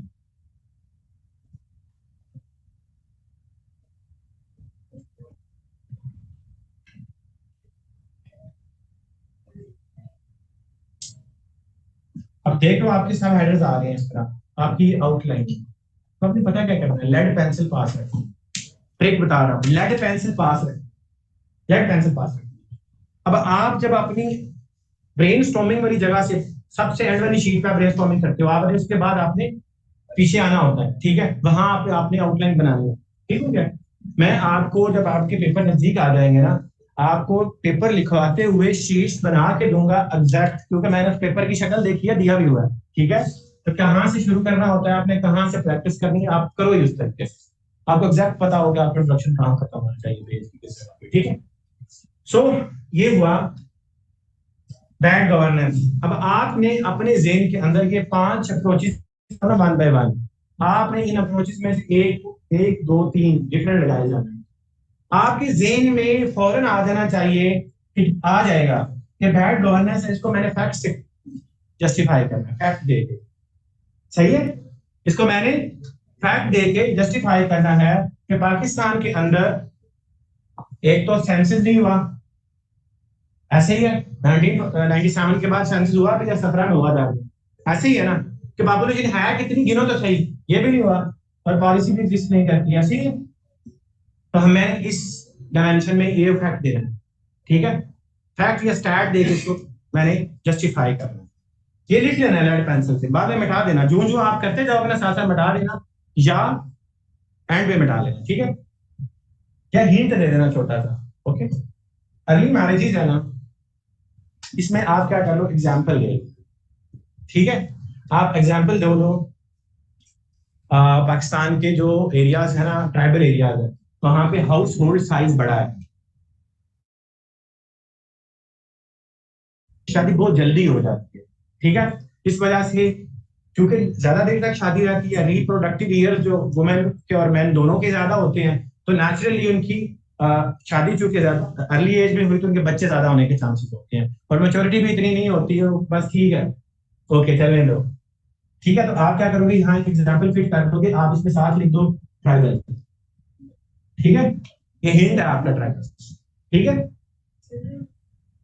नहीं ट्राइबल जहां पे भी है ना आपकी सोसाइटी, ट्राइबल सोसाइटी दुनिया पूरी में, याद रखिएगा हमारी ट्राइबल सोसाइटी का इशू नहीं है, दुनिया पे भी जहां पे भी ट्राइबल सोसाइटी होगी वहाँ हाउस होल्ड साइज बड़ा हो, क्योंकि वो लोग जमीन से जुड़े हुए लोग होते हैं, और वो लोग अपनी रस्म और रवायात के ऊपर बड़े पक्के होते हैं, और वहां पे लड़ाई झगड़े भी बड़े खूनी होते हैं, इस वजह से ज्यादा मर्द और ज्यादा से ज्यादा लोगों की जरूरत होती है, इवन आपकी जमींदारी के लिए भी, लड़ाई झगड़े के लिए भी, और वैसे भी ताल्लुकात के लिए भी, क्योंकि वो अपने मामला लड़ाई झगड़े सुलझाने की रिश्तेदारी नहीं करते, ठीक है। तो इस सारे मामला में जरूरी है कि रिश्तेदारी के लिए भी आपके पास बेटी या बेटा हो, ठीक है, वरना किसी ने करनी है, ठीक है। तो ओके, उसके बाद मिस इंटरप्रिटेशन ऑफ रिलीजन, अब आप इसमें कोटेशन देनी है, अब आप जो पुरानी वर्स को जेन में ले आओ, ठीक है, या आपको हदीस आपके जेन में अगर आ गई है, ठीक है, तो आप वो कर लो, या फिर आप कायदे आजम की वो कोटेशन जो है वो it is crime against humanity, women को जो है वो 4 वॉल्स ऑफ हाउस में आप चेक कर दो, ठीक है, ये इस्लामिक भी नहीं है और ये हमारी कस्टम भी नहीं है, ठीक है, तो आप ये रेफरेंस दे सकते हो, आपने कोटेशन ले ली है ना, तो ये कोड आगे जो भी है, कायद की लिख दिया तो कायद लिख दो, कुरान की लिखना है तो कुरान लिख दो, हदीस लिखना है हदीस लिख दो, आप क्या कर रहे हो, हिंट्स रख रहे हो अपने लिए हिंट्स रख के जा रहे हो। इसके बाद आगे लेट सपोज हम आ जाते हैं, तो हम क्या देते हैं जी, डिजायर फॉर मेल चाइल्ड, ठीक है, होता है ना जी, ये हम एक खास देखें, डिजायर फॉर मेल चाइल्ड अक्सर रहा है पाकिस्तान में ये, अब इसको आपने जो है वो कंपैरिजन से करना है, तो आपने इस पाकिस्तान का कंपैरिजन साथ ही आपने यूरोप लिख देना है कि वहां पे बेटियों बेटे का वो जो फर्क है इतना ज्यादा नहीं है, इसलिए उनका बेटा हो या बेटी हो एक आधे देखा करते हैं, हम जब तक बेटा ना पैदा हो या बेटे जितने हमें रिक्वायर है उतने ना हो, बेटियां ज्यादा पैदा किए जाते हैं, ठीक है, ऐसे ही है, लाइन लगाई देते हैं बस, बट बेटा जब तक नहीं आएगा तब तक, ठीक हो गया। तो ये एक है, मैं सच्ची बात कर रहा हूँ, ऐसे है हमारे माशरे में, आप लोग स्माइल दे रहे हो, ये नेचुरल है कि बेटी को आप लोग पसंद ही नहीं करते, रखना ही नहीं चाहते आप, ठीक है, क्योंकि आपको एक लाइबिलिटी नजर आती है लाइफ टाइम के लिए, और है भी, ये सच बात है, क्योंकि ये आपकी रस्म और रवायात की वजह से लाइबिलिटी है, आप बच्चियों को या बच्चों को इजाजत आ ही दे देते हो अपनी मर्जी की वो शादी करें, आप इतने खर्चे, इतनी रवायात, इतनी रस्में करते हो लोगों का मुंह रखने के लिए, सास को खुश रखने के लिए, फलां को खुश रखने के लिए, सारे तमाशे खत्म हो गए, ठीक है। ये सारा तमाशा क्यों है, क्योंकि आप लोग शादी बच्ची और बच्चे के लिए कर रहे होते हो, खानदानों की शादी कर रहे होते हो और बड़े से बड़ा बन के आते हो, ठीक है, और मुकाबलेबाजियां कर रहे हो, तो ये मुकाबलेबाजियां उसी टाइम खत्म हो जाती हैं। आप लव मैरिजेस मेरे सर्कल में लोगों की हैं, मैंने देखी है, सिंपल, सारी सिंपल हुई है यार। यकीन मानो मैंने किसी बंदे की भी, क्योंकि उनको फर्क ही नहीं पड़ता, लड़की लड़के को फर्क नहीं पड़ा, घर वाला नौनी मुंह बने होता है, ठीक, लड़की लड़की को फर्क नहीं पड़ रहा था, घर वालों का वैसे ही मुंह बना होता है, क्योंकि पुप्पी की बेटी थी जिसके साथ शादी कर रही थी लड़की, पुप्पी रूसी है, और अब्बा जी कैसे कुछ रह सकते हैं। उधर से वो जो लड़की थी उसके खाला के बेटे के साथ होनी थी, ठीक है, वो खाला रूसी हुई है, ठीक है, तो फैमिली तो इतनी खुश नहीं है, तो जिंदगी तो उन दोनों ने गुजारनी है ना यार। तो ये बात है, तो आप लोगों के हाँ ये एग्जिस्ट करता है, हंसते हो आप लोग जब मैं आर्गुमेंट्स दे रहा होता हूँ, ये आप लोग लिखोगे, तो ये लिखने हैं, ये हमारी सोसाइटी का गंध है जो आप लिख सकते हो, ठीक है, ये आप लिख सकते हो। तो हमारे पास यहाँ पुरानी बस, अब बात समझो होता क्या है, प्रैक्टिकली समझाता हूँ। आप जब आगे चले जाते हो ना पेजेस में, इंट्रोडक्शन लिख लिया, अब आपने वापस जाना है, बार बार वापस जाना पड़ता है लिखते हुए, वापस जाकर देखना अच्छा मेरा नेक्स्ट हेडर ये है, ओके मोर होगा, आगे आपने वो, फिर वापस जाना है, जब खत्म हो जाना है ना, बात समझ आई है वाला सेंटेंस लिख के, अब नेक्स्ट लिखना है, तो आपने वापस जाना है अपनी आउटलाइन में जो कि शुरू में दी हुई है आपके ऐसे के, तो वहां शुरू में जाना है, और नेक्स्ट आपने अपना हेडर देखना कौन सा, वो फिर आपने वापस आना है उस पेज पे, वो हेडर स्टार्ट करें, क्योंकि याद तो नहीं रहता ना इसके बाद क्या था, ठीक है, और पढ़ने देखना इसने सही बात किया कि नहीं की, समझ आ रही है। तो जब आप वापस देखने जाओगे ना, वो हेडर पढ़ोगे, उसके आगे ट्रिक में लिखा होगा कि आपने इसको जो है वो ट्राइबल सोसाइटी की जो है वो एग्जांपल देनी है। अब आप जब शुरू करोगे ना, तो आपके ज़हन में वो एग्जांपल होगी जो कि आप गढ़ रहे होगे, ठीक है, या आपने कहीं पढ़ी होगी, तो आप एक दो बात करने के बाद फौरन अपने आर्गुमेंट्स को उस एग्जांपल की तरफ ले जाओगे, आपको ना सोचने की जरूरत है ना खपने की जरूरत है, अपना आर्गुमेंट फॉरन एग्जांपल की, एग्जांपल दो, एग्जांपल के नीचे बात करो, उस एग्जांपल को जस्टिफाई करने के लिए बात खत्म, कोटेशन दो, जिस तरह मैंने डैन ब्राउन की दी, सारी कहानी डैन ब्राउन की कोटेशन तक के लिए थी, सारी कहानी डैन ब्राउन के लिए आ रही थी, ठीक है, क्योंकि कोटेशन पता थी मुझे, और पूरा एस्टैब्लिश किया आर्गुमेंट, और बीच में उसको फिट किया, बाद में कहा बात समझ आई, बात समझ आई, ओके। तो ये है सारा सीन। ऐसे ही जब आप उससे अगला देखोगे तो आपको नजर आएगा हाँ मैंने कंपैरिजन करना है, कंपैरिजन के लिए यूरोप और पाकिस्तान हमने लिखा होगा, बेटा और बेटी वाला सीन, तो आप एक बात करोगे कि मेल चाइल्ड की डिजायर पाकिस्तान में एग्जिस्ट करती है, जिसकी वजह से हमारी पॉपुलेशन बहुत ज्यादा है, ठीक है, तो हम कहेंगे the people of Pakistan will keep on प्रोक्रिएटिंग more and more children, ठीक है, for the desire of male child, ठीक है, ठीक है, on the other hand in Europe, तो आप ये बात करोगे, आपका कंपैरिजन हो जाएगा, एंड में आप बात करेंगे देयरफॉर, बात समझ आई है, इस सारी से गॉट इट। कोई मुसीबत है इसमें लिखने की, आपके पास ट्रिक है, हर एक हेडर के आगे आपका ट्रिक लिखा होगा, कि आपको हेडर स्टार्ट करते हुए बैठ के सोचने की जरूरत ही नहीं है, आपको पता है कि इस हेडर को, इस सब सब हेडर जो है मेरा, उसकी बात कर रहा हूं, मैंने अपने इस पॉइंट को एस्टैब्लिश करना है through quotation, through example, through comparison, through fact, ठीक है, थ्रू लॉजिकल रीजनिंग, ठीक है, और आपकी बात समझ, आपका हर पैराग्राफ दूसरे डिफरेंट है, एकदम हर एक दूसरे डिफरेंट होगा, एक में एग्जाम्पल आ रही है, इसमें कंपैरिजन आ रहा है, इसमें फैक्ट आ रहा है, पढ़ने वाले को भी मजा आएगा कि मोनोटोनस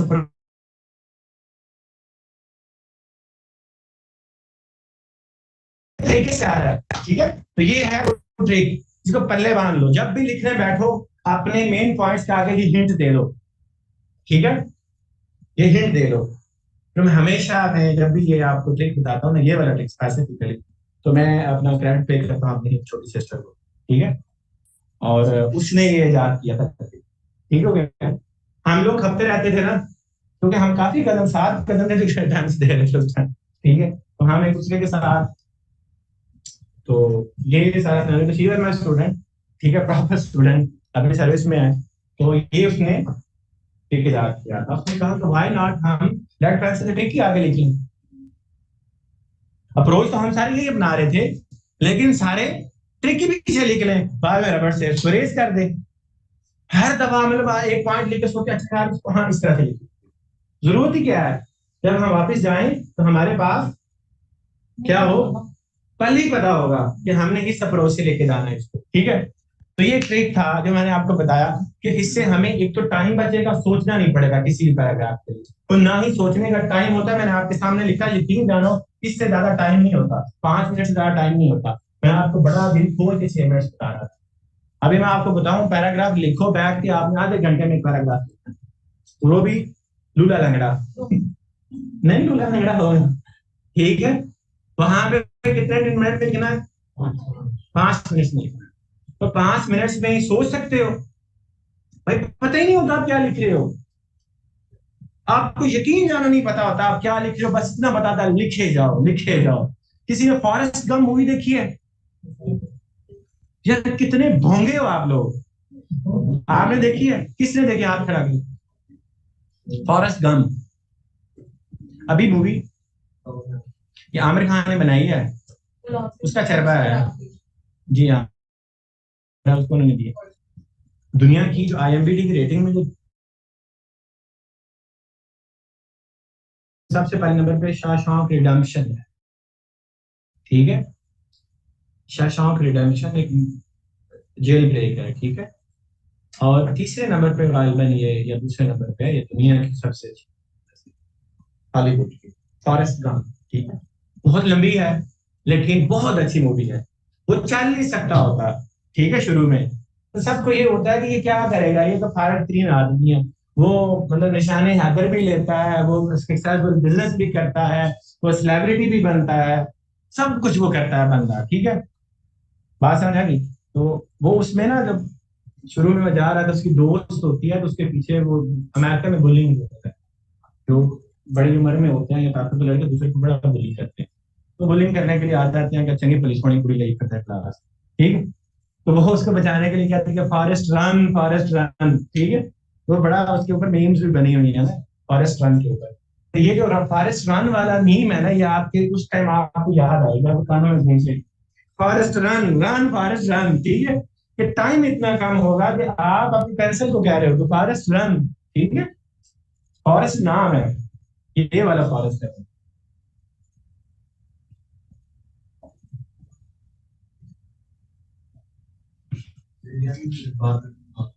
हाँ वो सीधी बना लिया, उन्होंने कॉपी किया उसको। इंडिया की आपको पता है बहुत सी जो सुपर हिट मूवी है सारी कॉपी। गजनी कितना बिजनेस किया था, हाँ ये मोमेंटो की कॉपी है, ठीक है। ये सारी ये इनका काम है, तरीका बाहर जाती है। इन्होंने तो यहाँ तक इनका म्यूजिक कॉपी यूट्यूब पे जाके सर्च करना कि इन्होंने जो पीपी का जो तराना है ना, वो जो बीबी वाला तराना है, उसका खास म्यूजिक है, इन्होंने वो तक कॉपी किया अपने गानों में, ठीक है। तो चीज बड़ी है, मस्त मस्त गाना था ना 90s का, बहुत मशहूर हुआ था, ठीक है। तो वो अली अली वाला नहीं है, वो जो कवाली है नुसरत फतेह उस पर कॉपी है। कंपोजिशन सारी गेम होती है म्यूजिक में, तो ये सारे कॉपी करते हैं, इसलिए इनसे इंप्रेस ना हो। अगर मैं जिंदगी में मैं देखने छोड़ दूंगी, 15 साल हो गए बॉलीवुड मूवीज में जी।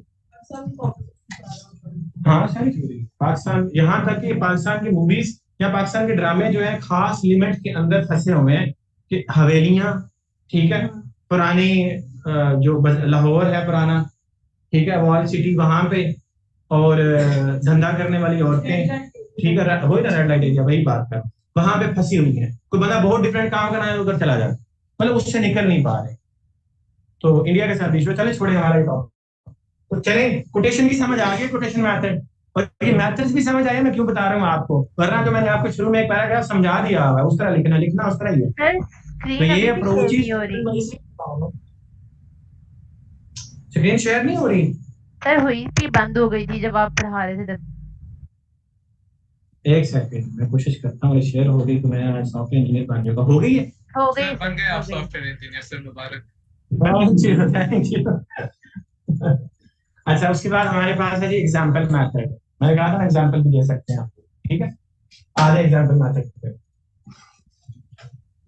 Eight the global stage comma poverty testifies to the, इसका मतलब है ये पहले वाला सबसे पहला सेंटेंस, इसलिए इसके पीछे में हमने इतना कंजंक्शन लगाने की इतनी बड़ी जरूरत नहीं थी। पहला था सम टाइम पहले में लगाना था, some time at the global stage poverty testifies to the veracity of the contention through its various manifestation। ये वही ऐसी है, इसके पीछे बात नहीं हुई खबर, ठीक है, इसके पीछे बात नहीं हुई। Poverty anywhere is threat to prosperity everywhere। ठीक है, दुनिया के किसी कोने में भी गुर्बत है तो वो हर जगह पे बसने वाली दौलत के लिए खतरा है, ठीक है, ये ऐसे है। उसी में से पैराग्राफ लिया गया है। अब ये पैराग्राफ है ग्लोबल लेवल पे क्या इसका इम्पैक्ट है, ग्लोबल लेवल पे, ठीक है। ग्लोबल स्कोप क्या है इस थ्रेट टू प्रॉस्पेरिटी का?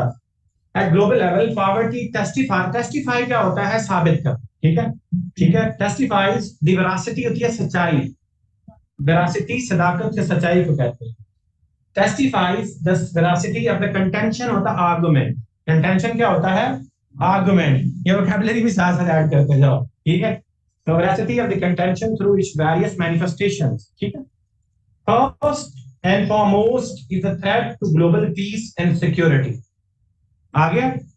फर्स्ट एंड फॉरमोस्ट तो ग्लोबल पीस एंड सिक्योरिटी को पॉवर्टी कैसे थ्रेटन करेगा, मैं जस्टिफाई करने लगा।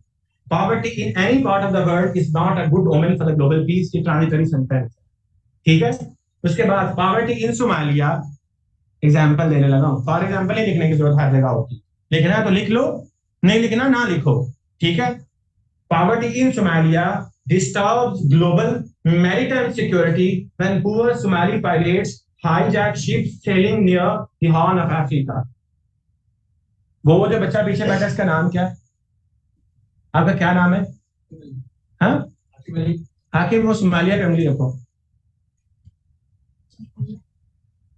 ये राइट साइड पे, ये यमन के नीचे है, ये हाँ ऊपर ऊपर, ये सोमालिया।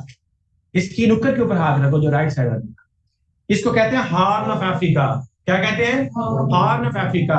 दुनिया पूरी की जितनी भी ऑयल की ट्रेड है ना, यहां से गुजर के ये बारीक सा चैनल जिबूती के पास लेके जाओ, ये डीजो बोलते नहीं, इसको जिबूती बोलते हैं। हाँ, ये इसके ये नजर आ रहा है बारीक सी जगह, यहां से वो ऑयल टैंकर्स गुजरते हैं, यहां से ऑयल लेके ट्रेड का सारा सामान लेके गुजरते हैं। फिर इजिप्ट और इजराइल के बीच, वो कायरो नहीं है जहां पे, हाँ, यहाँ पे इन्होंने एक आर्टिफिशियल कैनाल काटी हुई है, जमीन को काट के सुइज कैनाल कहते हैं। वो डायरेक्ट मेडिटेरियन सी में चला जाता है और यूरोप को चीजें मिल जाती है, ठीक हो गया। अदरवाइज क्या होता है, नीचे आते हैं, नीचे से ऊपर जाते हैं, बहुत लंबा रास्ता। अब जब ये हॉर्न ऑफ अफ्रीका के पास आते हैं ना, तो सोमाली गरीब है, वो क्या करते हैं, लांचों पे चढ़ते हैं, जाके उन शिप के ऊपर चढ़ते हैं और उनको अगवा कर लेते हैं और उनके घर वाले को कहते हैं पैसे दो, शिप ले लो आपकी, ठीक हो गया। तो बात हम वो कर रहे हैं, एग्जाम्पल ग्लोबल लेवल पे देनी है ना। तो हमने कहा सोमालिया के अंदर जो गुर्बत है वो ग्लोबल मैरीटाइम कहता है, समुद्री सिक्योरिटी, इसको कंप्रोमाइज कर रहा है। सोमालिया की गुर्बत पूरी दुनिया की मैरीटाइम सिक्योरिटी को कंप्रोमाइज कर रहा है, क्योंकि हॉर्न ऑफ अफ्रीका के पास से गुजरने वाली सारी ट्रेड को सोमाली पायरेट्स उर्दू में कजाक को कहते हैं, बहरी डाकुओं को कजाक कहते हैं और इंग्लिश में इसको पायरेट्स कहते हैं, ठीक है। तो समुद्री डाकू होते हैं, वो क्या करते हैं, हाईजैक कर लेते हैं उन जहाजों को, जिससे क्या होता है, कंप्रोमाइज हो रही है मैरीटाइम सिक्योरिटी। साबित होगी, एग्जाम्पल से साबित हो गया कि एक तरफ सोमालिया की गुर्बत, दूसरी साइड पे वो शिप्स जा रहे हैं, वो गुर्बत सवार होती है उन शिप्स के ऊपर, उन शिप्स को अगवा कर लेती है, ठीक हो गया। अब गुर्बत तो है सोमालिया में, सामान वाज डेस्टिन्ड टू नॉर्वे, सामान तो नॉर्वे जा रहा था, लेकिन नॉर्वे के अमीर लोग महफूज नहीं रह सकते उस गुर्बत से जो सोमालिया के अंदर है, क्योंकि सोमाली पायरेट्स भी भूखे हैं, उनको भी कुछ चाहिए। लिहाजा poverty anywhere is threat to prosperity. Justify हो गया एग्जांपल से, हो गया ना। एंड पे क्या बात की, ये in this globalised world the inter relation, अभी बात होगी पैराग्राफ की, पेड़ भाई पूरा भरा नहीं है, ठीक है, तो हमने इसके ऊपर थोड़ी सी तकरीर कर लेते हैं, समझ आ गई है। वरना हम अगर लेंथ पूरी हो चुकी होती, सेंटेंसेस पूरे हो चुके होते, तो हमें सीधी बात करनी, समझ आई है ये वाली, ठीक है। So poverty in Somalia disturbs global maritime security when poor Somali pirates hijack ships sailing near the Horn of Africa. In this globalized world, the interrelation and interdependence of nations are all times high. इस आजकल के जमाने में कौमों का आपस में एक दूसरे पे जो डिपेंडेंस है वो सबसे ज्यादा है। सो इस तनाजुर में क्या हुआ, now poverty in one part of the world can threaten prosperity in any part of the world. The poor always have nothing to lose. गरीब के पास हमेशा कुछ भी खोने के लिए नहीं होता, ठीक है। Therefore सो लिखा therefore to maintain So- global peace and security for the preservation of prosperity poverty eradication is sine qua non। ठीक है, sine qua non होता है जुज़्व लाज़म, जुज़्व लाज़म। ये वो वर्ड होते हैं जो कि दूसरी लैंग्वेजेस से इंग्लिश में आए हुए हैं। ठीक है, ये गालिबन लैटिन से आया हुआ है इंग्लिश में। ठीक है, तो इसका ये इंग्लिश का ही वर्ड है। ठीक है, sine qua non का मीनिंग क्या है? जुज़्व लाज़म, ऐसी चीज जो लाजिम हो। ठीक हो गया, समझ आ गई एग्जाम्पल कैसे नोट करनी है? एग्जाम्पल मेथड आ गया।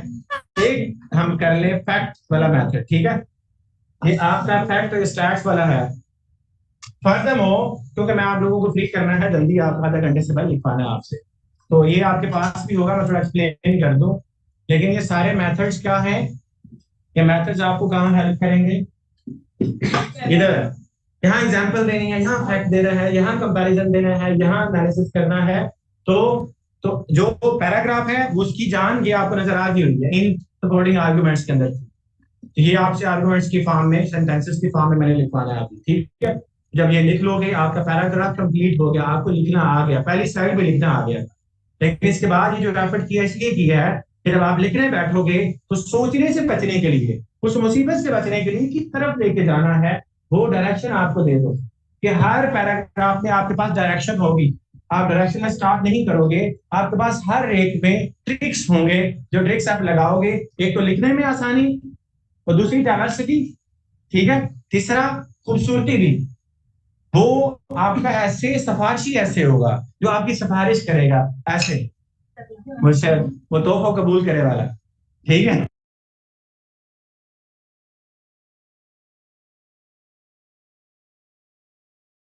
समझ याद आ रहा है आपको? 3 इडियट्स में जहां बना तुसी ग्रेट हो तोहफा कबूल करो, वो वाला, वो तरला डालेंगे।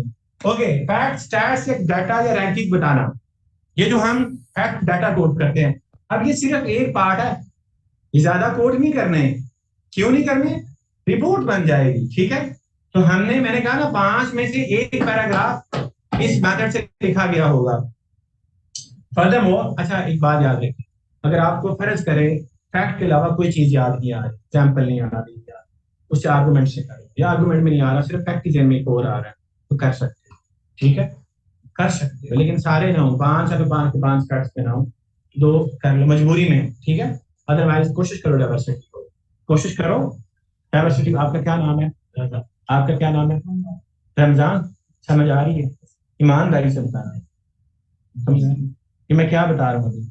नेक्स्ट बात ये पैराग्राफ लिखने हैं तो एक ही मतलब समझ आएगा।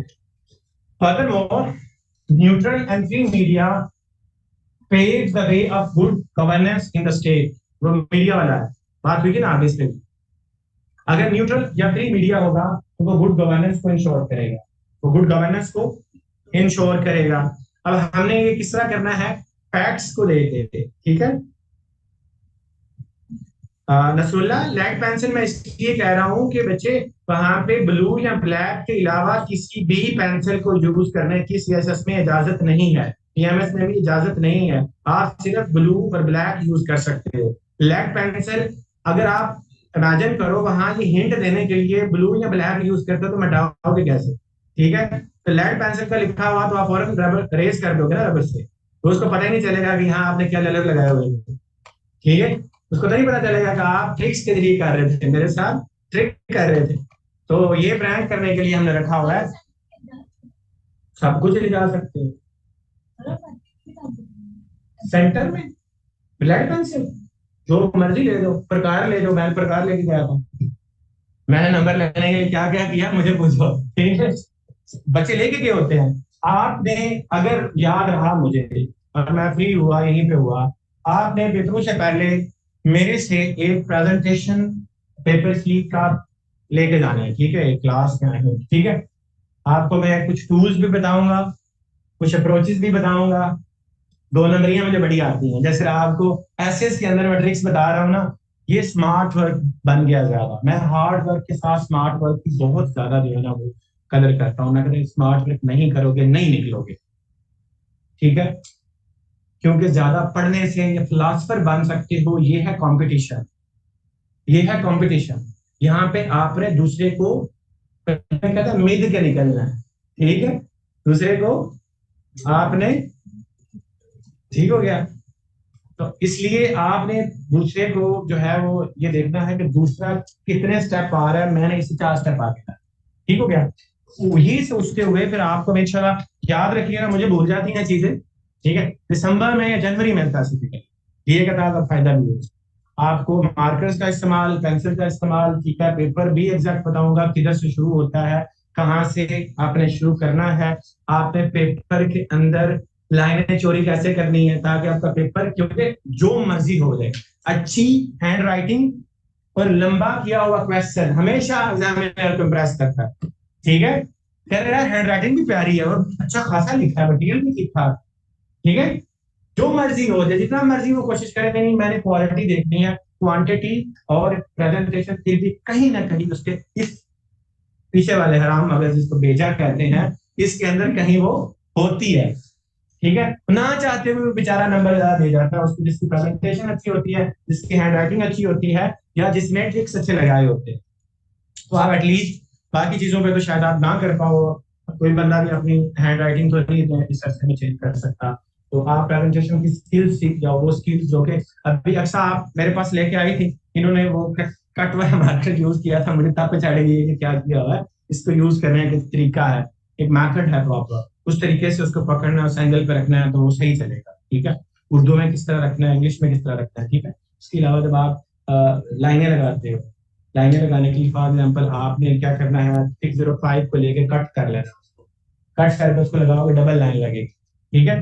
डबल लाइन लगेगी और बहुत खूबसूरत लाइन लगेगी, तो देखने वाले को यही लगेगा कि बच्चे ने कितनी मेहनत करके पहले बड़ी लगाई है, फिर पतली लगाई है, थोड़ा टाइम जाएगी, पता नहीं काट लगा के तो लाइन होगी पर आप, ठीक है। तो इस तरह की बहुत और भी चीजें हैं तो आपकी प्रेजेंटेशन में जो आपके काम आएंगी, आपने मेरे से उस टाइम प्राप्त करना है, ठीक है। तो इंशाल्लाह मैं आपको गारंटी देता हूँ कि अगर आप अपने एमसीक्यूज स्पेसिफिकली जो पंजाब के लोग यहाँ बैठे हुए हैं, खुदा का वास्ता एमसीक्यूज कभी अंडर एस्टिमेट ना करना, आपकी एलोकेशन होने या ना होने में इनका सबसे ज्यादा रोल है। अगर आप इसको नहीं कर रहे, पंजाब के लोगों की बात कर रहा हूँ, तो आप समझ लो आप अपने आप को ऑलरेडी रेस से बाहर कर रहे हैं। सब्जेक्टिव तो आपने तैयार कर ही लेना यार, ऑब्जेक्टिव 220 का है, ऑब्जेक्टिव आपके एग्जाम में 220 मार्क्स का है, वहां 5-5 नंबर से बच्चों की नहीं हो रही होती, तो आप कैसे इसको कॉम्प्रोमाइज कर सकते हो इस चीज पे, एक इस चीज पे और दूसरा प्रेजेंटेशन पे। पंजाब के बच्चे कॉम्प्रोमाइज ना कीजिएगा, बाकियों के लिए ये नहीं मैं बाइस्ड हूं, बाकियों की भाई एलोकेशन हो जानी है, उनकी सीटें इतनी खाली पड़ी हैं कि स्पेशल सीएस देना पड़ रहा है, क्या आप सीटें फिल हो, ठीक है। मैं कल किसी पता नहीं 2018 का रिजल्ट देख रहा था, तो उस 2018 में तो 40 कुछ पे तो बच्चा था, सेन रूरल से था और उसकी एलोकेशन, ठीक है, समझ आ रही है बात। और कश्मीर का एक बच्चा था, वो भी 2019 में मैं देख रहा था, वो 200 प्लस पे बैठा हुआ था, बच्ची थी और उसकी कश्मीर से थी, वो एक ही आधी सीट होती है उनकी, ठीक है, और वो भी पास में थी, ठीक है, क्योंकि उनकी सीट है, पास ही नहीं बंदा कर रहा, उन्हीं को मिलनी है।